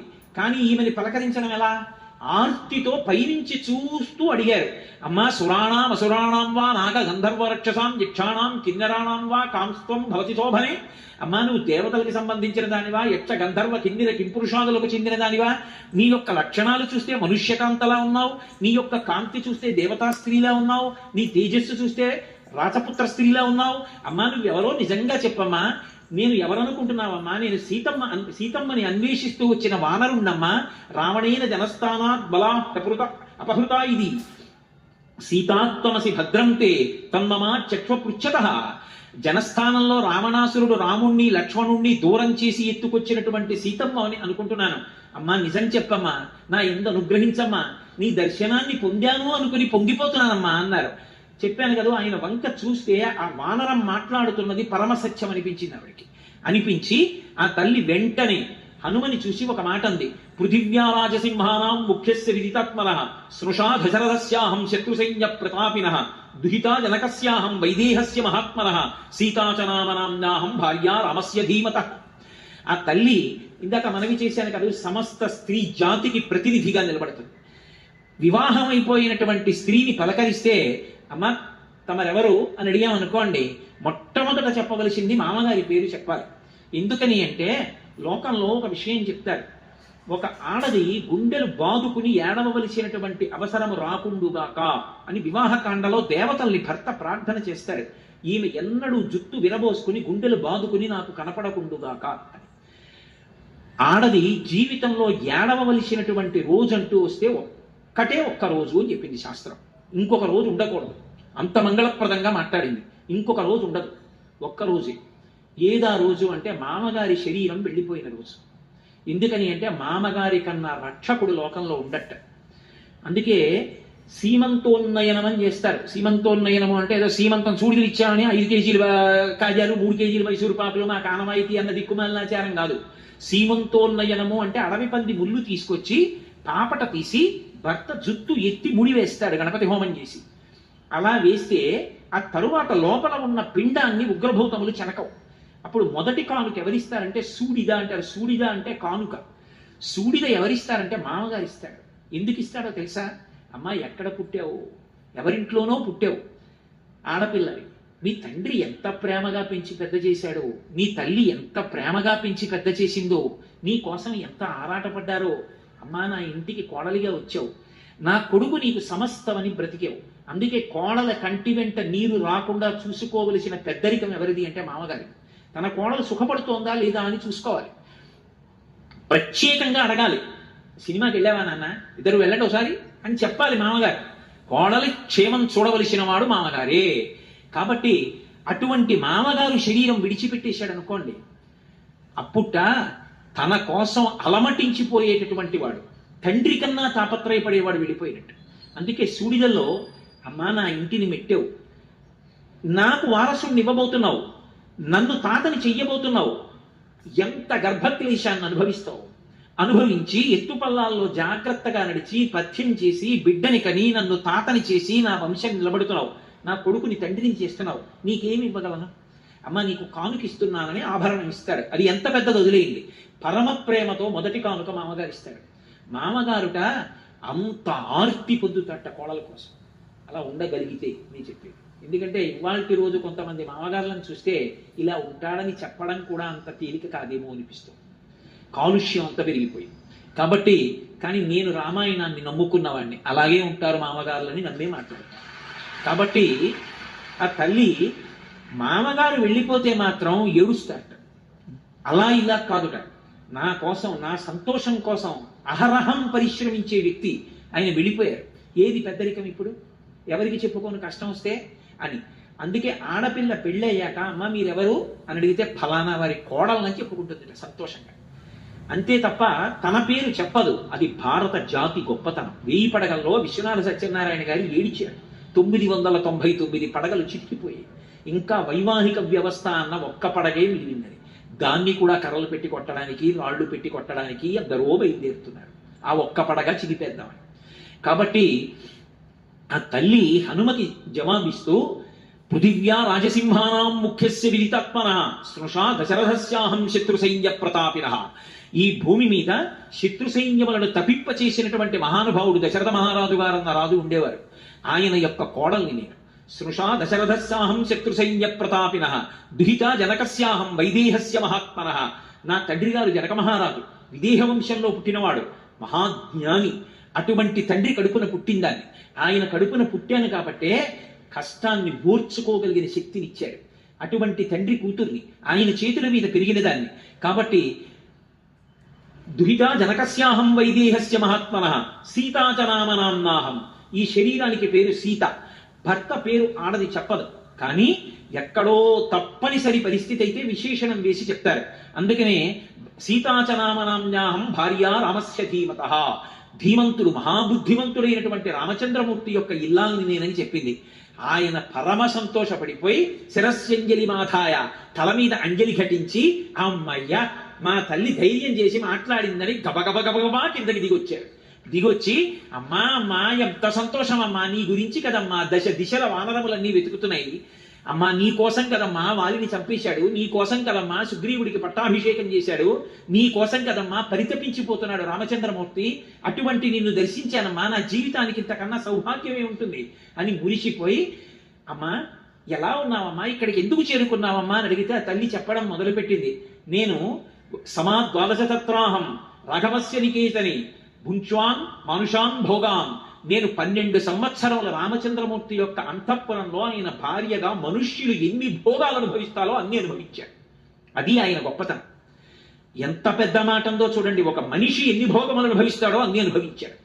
అంటే నిజంగా అనుభవించిందా పక్కన పెట్టండి, మా ఆయన నన్నంత సుఖపెట్టారు, ప్రీతి. అందుకే ఆ దాంపత్యం అలా ఉన్నప్పుడు ఒంటి మీద ఎన్ని నగలున్నాయి, ఎంత ఖరీదైన చీర కట్టుకున్నారన్న దానితో ఉండదు. అటువంటి దంపతులు ఎక్కడున్నారో అక్కడ లక్ష్మీదేవి ఉంటుంది. వాళ్ళిద్దరి మధ్య ఆ సంతోషం ఉంటుంది, ఆ అవగాహన ఉంటుంది. అది లేకుండా, సరే ఆ రెండో కోణం నాకు ఎందుకు వచ్చిన గొడవ కానీ. కాబట్టి ఆ తల్లి అంటుంది, నేను 12 సంవత్సరములు రామచంద్రమూర్తి అంతఃపురంలో మనుష్యులు పొందేటటువంటి సమస్త భోగములను అనుభవించాను. రాముడు అరణ్యవాసానికి వెళ్ళిపోతున్నప్పుడు ప్రయత్నపూర్వకంగా రాముణ్ణి విడిచిపెట్టి ఉండలేక అరణ్యవాసానికి వచ్చాడు. అరణ్యవాసానికి వచ్చిన తరువాత మాయామృగం రూపంలో వచ్చినటువంటి మారీచుడు నాకు రాముడికి ఎడబాటు కల్పించాడు. ఆ సమయంలో పరివ్రాజక రూపంలో రావణాసురుడు నన్ను అపహరించి తీసుకొచ్చి ఈ లంకాపట్టణంలో బంధీకృతురాల్ని చేశాడు. అడ్డొచ్చినటువంటి జటాయువుని సంహరించాడు. ఆనాటి నుంచి ఈనాటి వరకు రామపాదార విందములను స్మరిస్తూ రాముడు వస్తాడు, నన్ను గట్టెక్కిస్తాడు అని ఆలోచన చేస్తూ ఇలాగే ఉన్నాను. కానీ రాముడు రాలేదు. ఇక 2 నెలలు మాత్రమే గడువుంది. వచ్చి 10 నెలలైంది. 2 నెలల తర్వాత తన ఉదయ ఆహారంగా నన్ను ఖండించి తీసుకొచ్చి వండి పెడితే తింటానని రావణుడు ప్రతిజ్ఞ చేసి ఉన్నాడు. కాబట్టి 2 నెలలు గడువు ఇచ్చాడు. నేను మాత్రం ఆయన పాంపు చేరను. నాకు మిగిలి ఉన్న జీవితకాలం 2 నెలలు. ఈలోగా రాముడు రావాలి, వచ్చి నన్ను రక్షించాలి అని ఆ తల్లి చెప్తుంటే విన్నారు హనుమ. విని, అమ్మా ఎందుకమ్మా అంత బెంగ పెట్టుకుంటావు? నువ్వు అంత బెంగ పెట్టుకోవలసినటువంటి అవసరం లేదు తల్లి. నీ కోసమని చెప్పి రాముడు చెయ్యనటువంటి ప్రయత్నం లేదు, అంత ప్రయత్నం చేస్తున్నాడు అని ఆయన రాముడి గురించి చెప్తుంటే తల్లికి అనుమానం వచ్చింది. నేను చనువిచ్చి ఇతనెవరో కూడా పూర్తిగా తెలుసుకోకుండా రాముడి గురించి మాట్లాడుతున్నాడని నమ్మాను. చెట్టు మీద కూర్చున్నవాడు చెట్టు దిగాడు. చెట్టు దిగిన వాడు దగ్గరికి వచ్చాడు. దగ్గరికి వచ్చి నిలబడి మాట్లాడుతున్నాడు. ఒకనాడు పరివ్రాజక రూపంలో ఇలాగే వచ్చాడు. రావణుడే వచ్చి ఉంటాడని, నన్ను ఇంకా బాధ పెట్టడం నీకు తగదు రావణ అని ఆ తల్లి విముఖురాలై పక్కకి తల తిప్పుకొని కూర్చుంది. కూర్చున్న తర్వాత, అమ్మా నా పట్ల అపనమ్మకాన్ని పొంది ఉండకమ్మా, నేను యథార్థం చెప్తున్నానమ్మా. నీ నుండి ఎడబాటు పొందినటువంటి రామచంద్రమూర్తి నిన్ను అన్వేషణ చేస్తూ ఒకనాడు కిష్కింధాపురాన్ని చేరుకున్నాడు. అక్కడ ఋష్యమూక పర్వతం మీద రాజ్యాన్ని పోగొట్టుకుని భార్యని పోగొట్టుకుని బాధపడుతున్న సుగ్రీవుడితో అగ్నిసాక్షిగా చెలిమి చేసుకున్నాడు.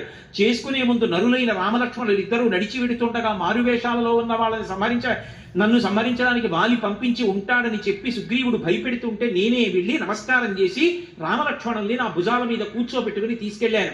సుగ్రీవుడితో అగ్నిసాక్షిగా చెలిమి చేకూరింది. ఒక్క బాణంతో వాలిని కొట్టాడు.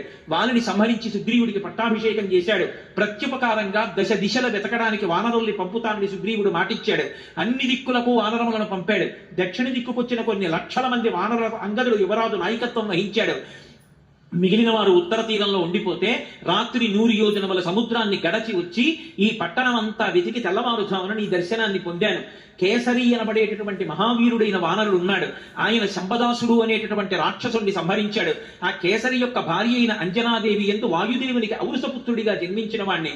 నేను పుట్టినప్పుడు నా ఎడమ దవడ ఇంద్రుడి చేత విడువబడిన వజ్రం చేత కొట్టబడింది కాబట్టి సొట్టబడిన హనుమలు కలిగిన వాడిని కాబట్టి నన్ను హనుమ అని పిలుస్తారు. అమ్మా నా పేరు హనుమ, ఆశ్వాసమును పొందమ్మా, నన్ను నమ్ము. రామచంద్రమూర్తి యొక్క దాసానదాసుణ్ణి, రాముడు పంపితే వచ్చాను. అమ్మా నేను నీతో పరమ సత్యం చెప్తున్నాను, ఇందులో కించిత్ కూడా అనుమానం లేదు, తల్లి నన్ను నమ్ము అన్నారు. ఆవిడికి నమ్మకం కుదిరింది. నమ్ముతాను కానీ హనుమ, కానీ అసలు వానరులకు నరులకు స్నేహం ఎలా కుదురుతుంది?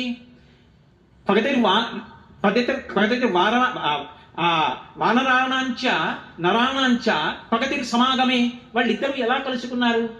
ఒకవేళ కలుసుకున్నా యాని రామస్య లింగాని లక్ష్మణస్య చ వానర తాని భూయ సమాచక్ష్వా నమాన్ శోక సమావిషేత్. ఏది నీకంత తెలిసి అంటున్నావే? రాముడితో అంత కలిసి ఉన్నానంటున్నావే, లక్ష్మణుడితో అంత కలిసి ఉన్నానంటున్నావే.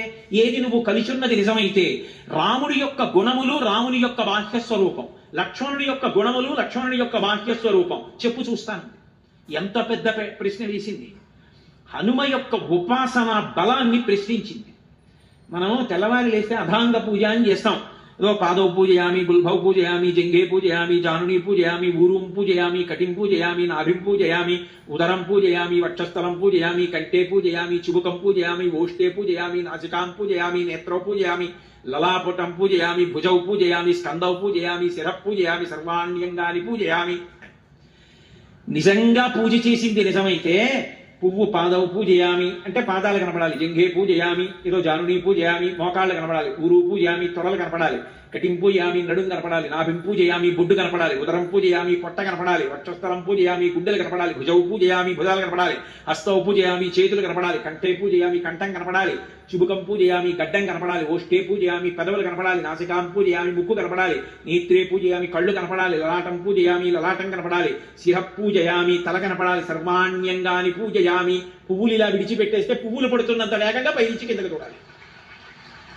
నువ్వు నిజంగా ఉపాసన చేసింది నిజమైతే నీ కులదైవం ఎవరయ్యా అన్నారు అనుకోండి, రాముడు నా కులదైవం అండి అన్నారు అనుకోండి. ఏది రాముడు ఎలా ఉంటాడు చెప్పు?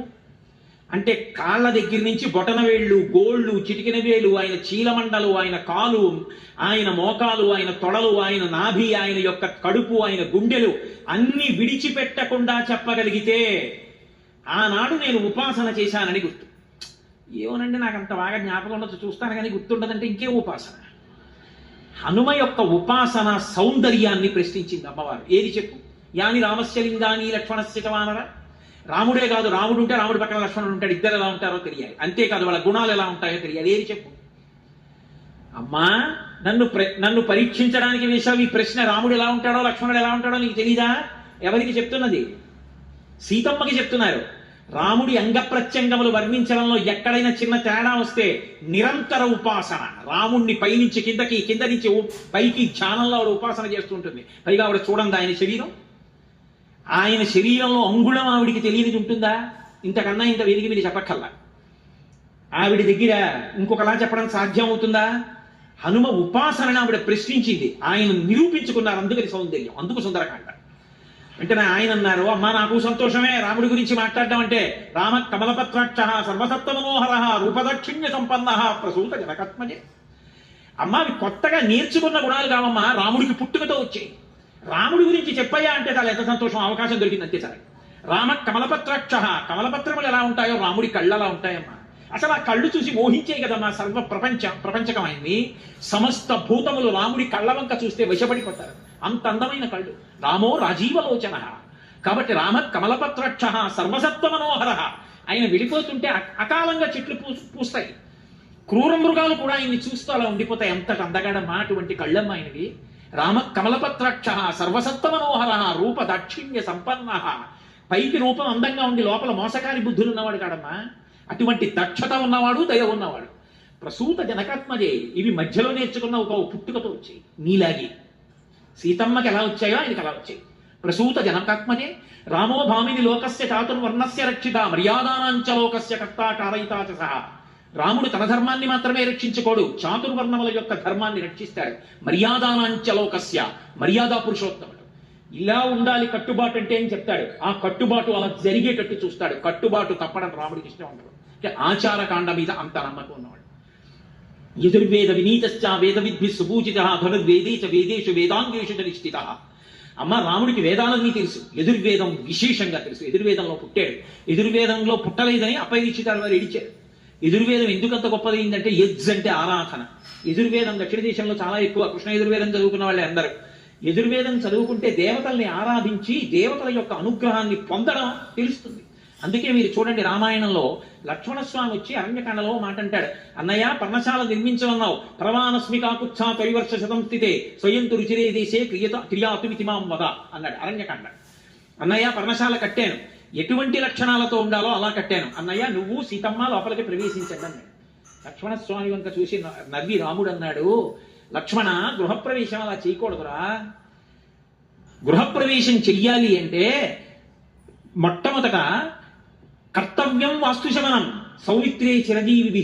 ఒక ఇంట్లోకి ప్రవేశించే ముందు తప్పకుండా ఆ ఇంట్లో గృహదేవతలు, ఆ ఇంట్లో ఉండేటటువంటి ఇతర భూతములు అనుగ్రహించాలి అంటే కర్తవ్యే వాస్తుశమనం, వాస్తు పూజ, వాస్తు హోమము చెయ్యాలి. చేసే హోమంలో దేవతలకు హవిస్సు ఇవ్వాలి. దేవతలకు హవిస్సు ఇచ్చి ఇంట్లోకి ప్రవేశించాలి. నాకు ఆ మంత్రములు వచ్చురా, వెళ్ళి నేను పదార్థాలు చెప్తాను పట్రా, హోమం చేసి లోపలికి వెడదాం అన్నాడు. ఆయన అంతటి యజుర్వేదవేత్త, ఆయనకి తెలియనిదేం లేదు. అందుకని యజుర్వేద వినీతశ్చ వేద విద్భిస్సు పూజిత ధనుర్వేదే చ వేదేషు. ధనుర్వేదం బాగా తెలుసున్నవాడు. వేదాలే కాదమ్మా వేదాంగేషు చ నిష్ఠిత, వేదము యొక్క అంగములన్నీ చదువుకున్నవాడు. అందుకే సభలో కాలు మీద కాలు వీరాసనం వేసుకుని అందరికీ పాఠం చెప్తాడు, వేదాంత పాఠం. వైదేహీ సహితం సురద్రుమతలే హైవే మహామండపే మధ్యే పుష్పకమాసనే మణిమయే వీరాసనే సుస్థితం అగ్రే వాసయతి ప్రభంజనసుతే తత్వం మునిభ్యపరం వ్యాఖ్యాంతం భరతాభిమి పరివృతం రామం భజే శ్యామలం. వేదాంత పాఠం చెప్తూ ఉంటాడు. అటువంటి మహానుభావుడమ్మా. కాబట్టి యజుర్వేద వినీతశ్చ వేద విద్భి సుపూజిత ధనుర్వేదే చ వేదేషు వేదాంగేషు చ నిష్ఠిత తేజసాదిత్య సంకాశః క్షమయా పృథివీ సమః బృహస్పతి సమోబుద్ధ్య యశసా వాసవో సమః. అమ్మ రాముడు అంటే వీరొక సూర్యుడమ్మ, ఆయన భూమి మీద నడిచి వెళ్ళిపోతుంటే సూర్యుడు ఎడుతున్నట్టు ఉంటుంది. తేజ ఆదిత్య సంకాశ. ఎక్కడి నుంచి వచ్చిందో తెలుసా తేజస్సు? ధర్మానుష్ఠానం చేత వచ్చిన తేజస్సు అమ్మ అది. తేజసాదిత్య సంకాశ క్షమయా పృథివీ సమః. భూమికి ఎంత ఓర్పో అంత ఓర్పమ్మ అయింది. ఆయనే కట్టు తప్పితే ఈ లోకాలు నిలబడవు. అందుకు కదమ్మా ఇంకా నిలబడ్డాడు రావణాసురుడు. కాబట్టి క్షమయా పృథివీ సమః బృహస్పతి సమో బుద్ధ్య. బుద్ధిలో బృహస్పతి లాంటి వాడమ్మా. యశసా వాసవో సమః. కీర్తిలో ఇంద్రుడి లాంటి వాడమ్మా ఆయన. అటువంటి మహానుభావుడమ్మా. రక్షిత జీవలోకస్య ధర్మస్య పరిరక్షిత. రక్షిత స్వస్య ధర్మస్య స్వజనస్య రక్షిత. ఆయన లోకాలన్నీ రక్షిస్తాడు. ఆయనని నమ్ముకుని ధర్మాన్ని నమ్ముకున్న వాళ్ళని ప్రత్యేకంగా రక్షిస్తాడు. వాళ్ళ కోసం నిలబడతాడు. వీరరాఘవ విజయరాఘవ అని 2 పేర్లు అందుకే ఆయనకి. ఎప్పుడూ ధనస్సు పట్టుకుని నించుని ఉంటాడు.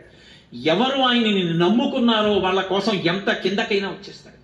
తులసీదాస్ గారు రాత్రి నిద్రపోతున్నారు. ఆయన ఇంటి గోడకి కన్నం వేసి దొంగలు లోపలికి వెళ్ళారు. లోపలికి వెళ్ళిన తర్వాత ఏదో తులసీదాస్ గారి ఇంట్లో ఏముంటాయి, ఓ జపమాల, ఓ పురాణం పెట్టుకునేటటువంటి పీట, ఇలాంటివేవో ఉంటే ఇంతకన్నా ఏమీ దాచలేదు దుర్మార్గుడు. మూట కట్టుకుని వాళ్ళు ఆ మూట మెల్లిగా లాగేద్దామని అక్కడ పెట్టుకుని వాడు తల బయటెట్టాడు. పెట్టేటప్పటికీ నీల సంకాశమైనటువంటి వర్ణంతో మెరిసిపోతున్న పాదాలు, బంగారు పావుకోళ్ళు కనపడ్డాయి. వాడు కొంచెం పైకి ఎత్తి చూశాడు. పట్టుబట్ట, కొంచెం ముందుకు పెట్టిన మోకాలు, నడుం, విశాలమైనటువంటి వక్షస్థలం, ఆ పక్కన భూమి మీద ఊంచి ఉండి మొనుతిరిగినటువంటి ధనస్సు, దాన్ని పట్టుకుని ఒక ఆయన ఇలా చూస్తున్నాడు. చూసి తల లోపలికెట్టాడు. రే బయట ఎవడో ధనస్సు పట్టుకుని ఉన్నాడు రా అన్నాడు రెండో దొంగతో. రెండో వాడు కొంతసేపు అయ్యాక తల పైకెట్టాడు. పెడితే ఊరే ఆయనే కాదురా, పక్కన ఎర్రగా ఇంకో ఆయన కూడా ఉన్నాడు రా అని మళ్ళీ లోపలికి వచ్చారు. వెళ్ళిపోతారేమో అని తెల్లారే వరకు కూర్చున్నారు వాళ్ళిద్దరు. వెళ్ళరు. ఆఖరికి తెల్లవారిపోయాక తులసీదాస్ గారిని నిద్రలేస్తారా? తెల్లవారుజాము సమయం అయింది. తులసీదాస్ గారు నిద్రలేచారు. ఇంట్లో ఇలా బయటకు వచ్చేటప్పటికి దొంగలిద్దరు కూర్చుని ఉన్నారని మూట కట్టుకుని. ఆయన చూశారు. నమ చోరాయిచ శిష్యాయిచ భేద్యాయిచ శగత్యాయిచ ప్రవాహ్యాయిచ. దొంగలో కూడా ఈశ్వరుని చూస్తారు. ఆయన అన్నారు, అయ్యో అదేంటి అలా మూట కట్టు కూర్చున్నారు, వెళ్ళిపోయారా అన్నారు. ఆ పాటి ఇంగిత జ్ఞానం మాకు లేక కాదు. బయటికి ఎడదామంటే ఇద్దరు నించున్నారు. ఒకటి నల్లగా ఉన్నాడు, ఒకడు ఎర్రగా ఉన్నాడు. రాత్రంతా నించునే ఉన్నారు. పైగా చేతిలో కోదండాలు ఉన్నాయి. ఇలా చూస్తున్నారు. కానీ ఎంత అందంగా ఉన్నారు. అలా చూసిన వాళ్ళు అంతం ఏమిటో అలా ఉంది. ఎవరు వాళ్ళని తులసీదాస్ గారిని అడిగారు. తులసీదాస్ గారు బోర్న ఏడ్చారు. ఇంతోటి నా పురాణ పీఠం ఆచమన పాత్ర కోసం రాత్రంతా నించున్నారా రామలక్ష్మణులు ఇద్దరు కాపు కాయడానికి. కాబట్టి మహానుభావుడు ఆయన ఎవరి కోసం రాలేదు. ఒకనాడు త్యాగరాజస్వామి గారు దక్షిణ దేశంలో వచ్చిందే ఒక్కసారి యాత్రకి. ఓ జమీందారు ఇంటికి వెడితే జమీందారు గారు ఏదో 500 రూపాయలు ఇచ్చాడు. ఇస్తే శిష్యుడు అన్నాడు, మా గురువుగారు డబ్బులు ఇచ్చుకోరన్నాడు. మీ గురువుగారు శ్రీరామనవమి ఉత్సవాలు చేస్తారు కదా, ఉత్సవానికి ఇస్తున్నాడు, రాముడి కోసం ఇచ్చాడు, తీసుకోమన్నాడు. రాముడి కోసం ఇస్తే మా గురువుగారి కోసం కాదు కదా, అతను తీసుకుని ఆ పల్లకి బొంత కింద పెట్టాడు. పల్లకి వెళ్ళిపోతుంది అరణ్యంలో. మర్నాడు దొంగలు అట్నుంచి వచ్చారు. అందరూ పారిపోతున్నారు బాటసార్లు. ఈ పల్లకి మోస్తుండగా శిష్యుడు అన్నాడు, గురువుగారు మనం కూడా వెనక్కి వెళ్ళిపోదాం అన్నాడు. ఎందుకురా మన దగ్గర ఏముందని, వాళ్ళు వస్తే మాత్రం ఏం ముచ్చుకుంటారు, పో ముందుకన్నాడు. అంటే ఆయన నసిగాడు. ఎందుకు నసుగుతున్నావు అన్నాడు. నిన్నటి రోజున జమీందారు గారు 500 ఇచ్చారండి, తీసుకున్నానన్నాడు. ఎందుకు తీసుకున్నావు అన్నారు. మీకోసం అని తీసుకోలేదు, రామనవమి ఉత్సవాలకి రాముడి కోసం తీసుకున్నానన్నారు. ఎక్కడ పెట్టామన్నారు. మీరు కూర్చున్న పల్లకీలో మీ బొంత కిందే ఉందన్నాడు. అయితే అది నా డబ్బు కాదుగా, రాముడిది కదా. అవును, రాముడు ఇచ్చుకోవాలనుకుంటే దొంగలకి ఇచ్చుకుంటాడు, దక్కించుకోవాలంటే దక్కించుకుంటాడు. నీకెందుకు నాకెందుకు పద. పల్లకి వెళ్ళిపోతాను. దొంగలు రానే వచ్చారు. వీడు ఒక్కడు ధైర్యంగా వెళ్ళిపోతున్నాడు. ఏంటంటే పల్లకీ దగ్గరికి అంత దూరం నుంచి కొంచెం దగ్గరికి వచ్చారు. వెంటనే ఆజానబాహుం అరవింద దళాయతాక్షం, ఆయన పెద్ద పెద్ద కళ్ళతోటి రామలక్ష్మణులు ఇద్దరు కోదండాలు పట్టుకుని కనపడ్డారు. ఎలా? ఆకర్ణాంతము బాణాన్ని లాగి పట్టుకుని ఉన్నారు. వాళ్ళిద్దరూ వెనక్కి తిరిగి పరిగెడుతున్నారు, వీళ్ళిద్దరూ తరుగుతున్నారు. అలా చాలా దూరం వెళ్ళిపోతున్నారు. కానీ వాళ్ళు మధ్య మధ్యలో వెనక్కి చూడటం, ఎందుకంటే బాణం వదిలేశారు కానీ ఇంత అందంగా ఉన్నారు ఏంట్రా అని చూశారు. చూసి పారిపోయారు. మర్నాడు పొద్దున్న త్యాగరాజస్వామి అలాగో ఆలస్యం అయిపోయింది, చెట్టు కింద పడుకుందాం రా, చెట్టు కింద పడుకుని అనుష్ఠానం చేసుకుంటున్నారు. ఆ దొంగలు ఇద్దరు మళ్ళీ వచ్చారు. వచ్చి నేల మీద పడి నమస్కారం చేసి, అయ్యా బుద్ధి గడ్డి తిని నేను మీ దగ్గర ఏమైనా ఉందేమో దొంగతనం చేద్దామని వచ్చాం, కానీ దొంగతనం ఏం చేయలేదు కానండి, ఎవరో ఇద్దరు మమ్మల్ని చంపడానికి ధనస్సు బాణాలు పట్టుకుని వచ్చారు. ఎంత బాగున్నారో మీ సేవకులు, మమ్మల్ని కొట్టేశారు కానీ ఒక్కసారి వాళ్ళిద్దరిని చూపిద్దురు అన్నారు. త్యాగరాజస్వామి దొంగల పాదాల మీద పడ్డారు. రే మీరు అదృష్టవంతులు రా, మీకు దర్శనం అయింది, నాకు అవలేదురా. ఇంకా తన భక్తుడిని నమ్ముకున్న వాడిని రక్షించడానికి అంత కిందకు వచ్చేస్తాడు ఆయన. అందుకే వీరరాఘవ విజయరాఘవ. అందుకే మహానుభావుడు రక్షిత జీవలోకస్య ధర్మస్య పరిరక్షిత, రక్షిత స్వస్య ధర్మస్య స్వజనస్య రక్షిత. అమ్మ ఏం చెప్పమంటావమ్మా ఆయన గుణాలు? కబీర్ దాస్ గారు అంతటి వాడు ఓ మాట అన్నాడు, ధరతీ సభ కాగజకరవు లేఖిని సభ బనరాయి సాత సమంతిక వసికరవు హరిగుణ లిఖాన్ అజాయ్ అన్నాడు. ఈ భూమండలాన్ని అంతటినీ కాగితం చేసి సప్త సముద్రాలని సిరా చేసి అరణ్యంలో ఉన్న చెట్లన్నీ నరికి ఆ కల్పనంతటినీ చేసి కలం చేసి సప్త సముద్రాలకు తీసుకెళ్లి సిరాగా పోసి భూమిని కాగితం మీద హరి యొక్క గుణములను రాయడం మొదలు పెడితే నాకు ఇవేవి సరిపోవు పదార్థాలు అన్నాడు. అన్ని గుణములు ఉన్నవాడి గురించి నేనేం చెప్పను, కాబట్టి నాకు చెప్పడం సాధ్యమయ్యే విషయం కాదు, కానీ ఏదో అందించడానికి ప్రయత్నం అంతే. అన్ని గుణములు కలిగిన వాడు. ఇక బాహ్య సౌందర్యం అంటావా? త్రిస్థిర త్రిప్రలంభశ్చ త్రిసమ త్రిశుచోన్నత త్రితామ్ర త్రిశుచ స్నిగ్ధ గంభీరస్త్రిశుచోన్నత. అమ్మ 3 స్థిరంగా ఉంటాయి, 3 పొడుగ్గా ఉంటాయి, 3 తెల్లగా ఉంటాయి, 3 నున్నగా ఉంటాయి. ఆపాదమస్తకం, వేదిక మీద కూర్చుని చెప్పడానికి వీలు లేనటువంటి అంగ ప్రత్యంగములతో కలిపి ఇక్కడ నుంచి ఇక్కడ వరకు ఏమీ విడిచిపెట్టకుండా వర్ణించి చెప్పేశారు రామలక్ష్మణులు. సీతమ్మ తల్లి ఆనందం ఏమని చెప్పమంటారు? ఇన్నాళ్లకి రామోపాసన చేసి అలా రాముడి గుణములు రాముడి శరీరం అంతా వర్ణించగలిగినటువంటి ఒక ఉపాసకుడు లభించాడు. ఆవిడ ఎంత ఆనందపడిపోయి ఉంటుంది అసలు. అంత సంతోషం పొంది అంత నమ్మకం పొందింది ఖచ్చితంగా రాముడి పరుపున వచ్చిన దూతయే. ఇంత నమ్మకాన్ని ఆవిడ పొందింది అన్న తర్వాత అప్పుడు ఒక్క మాట అన్నారు, వానరోహం మహాభాగే దూతో రామస్య ధీమతః రామనామాంకితం చేదం పశ్యదేవ్యంగుళీయకం ప్రత్యయార్థం తవానీతం తేన దత్తం మహాత్మన సమాస్విషి భద్రం తే క్షీణ దుఃఖబలాహ్యసి.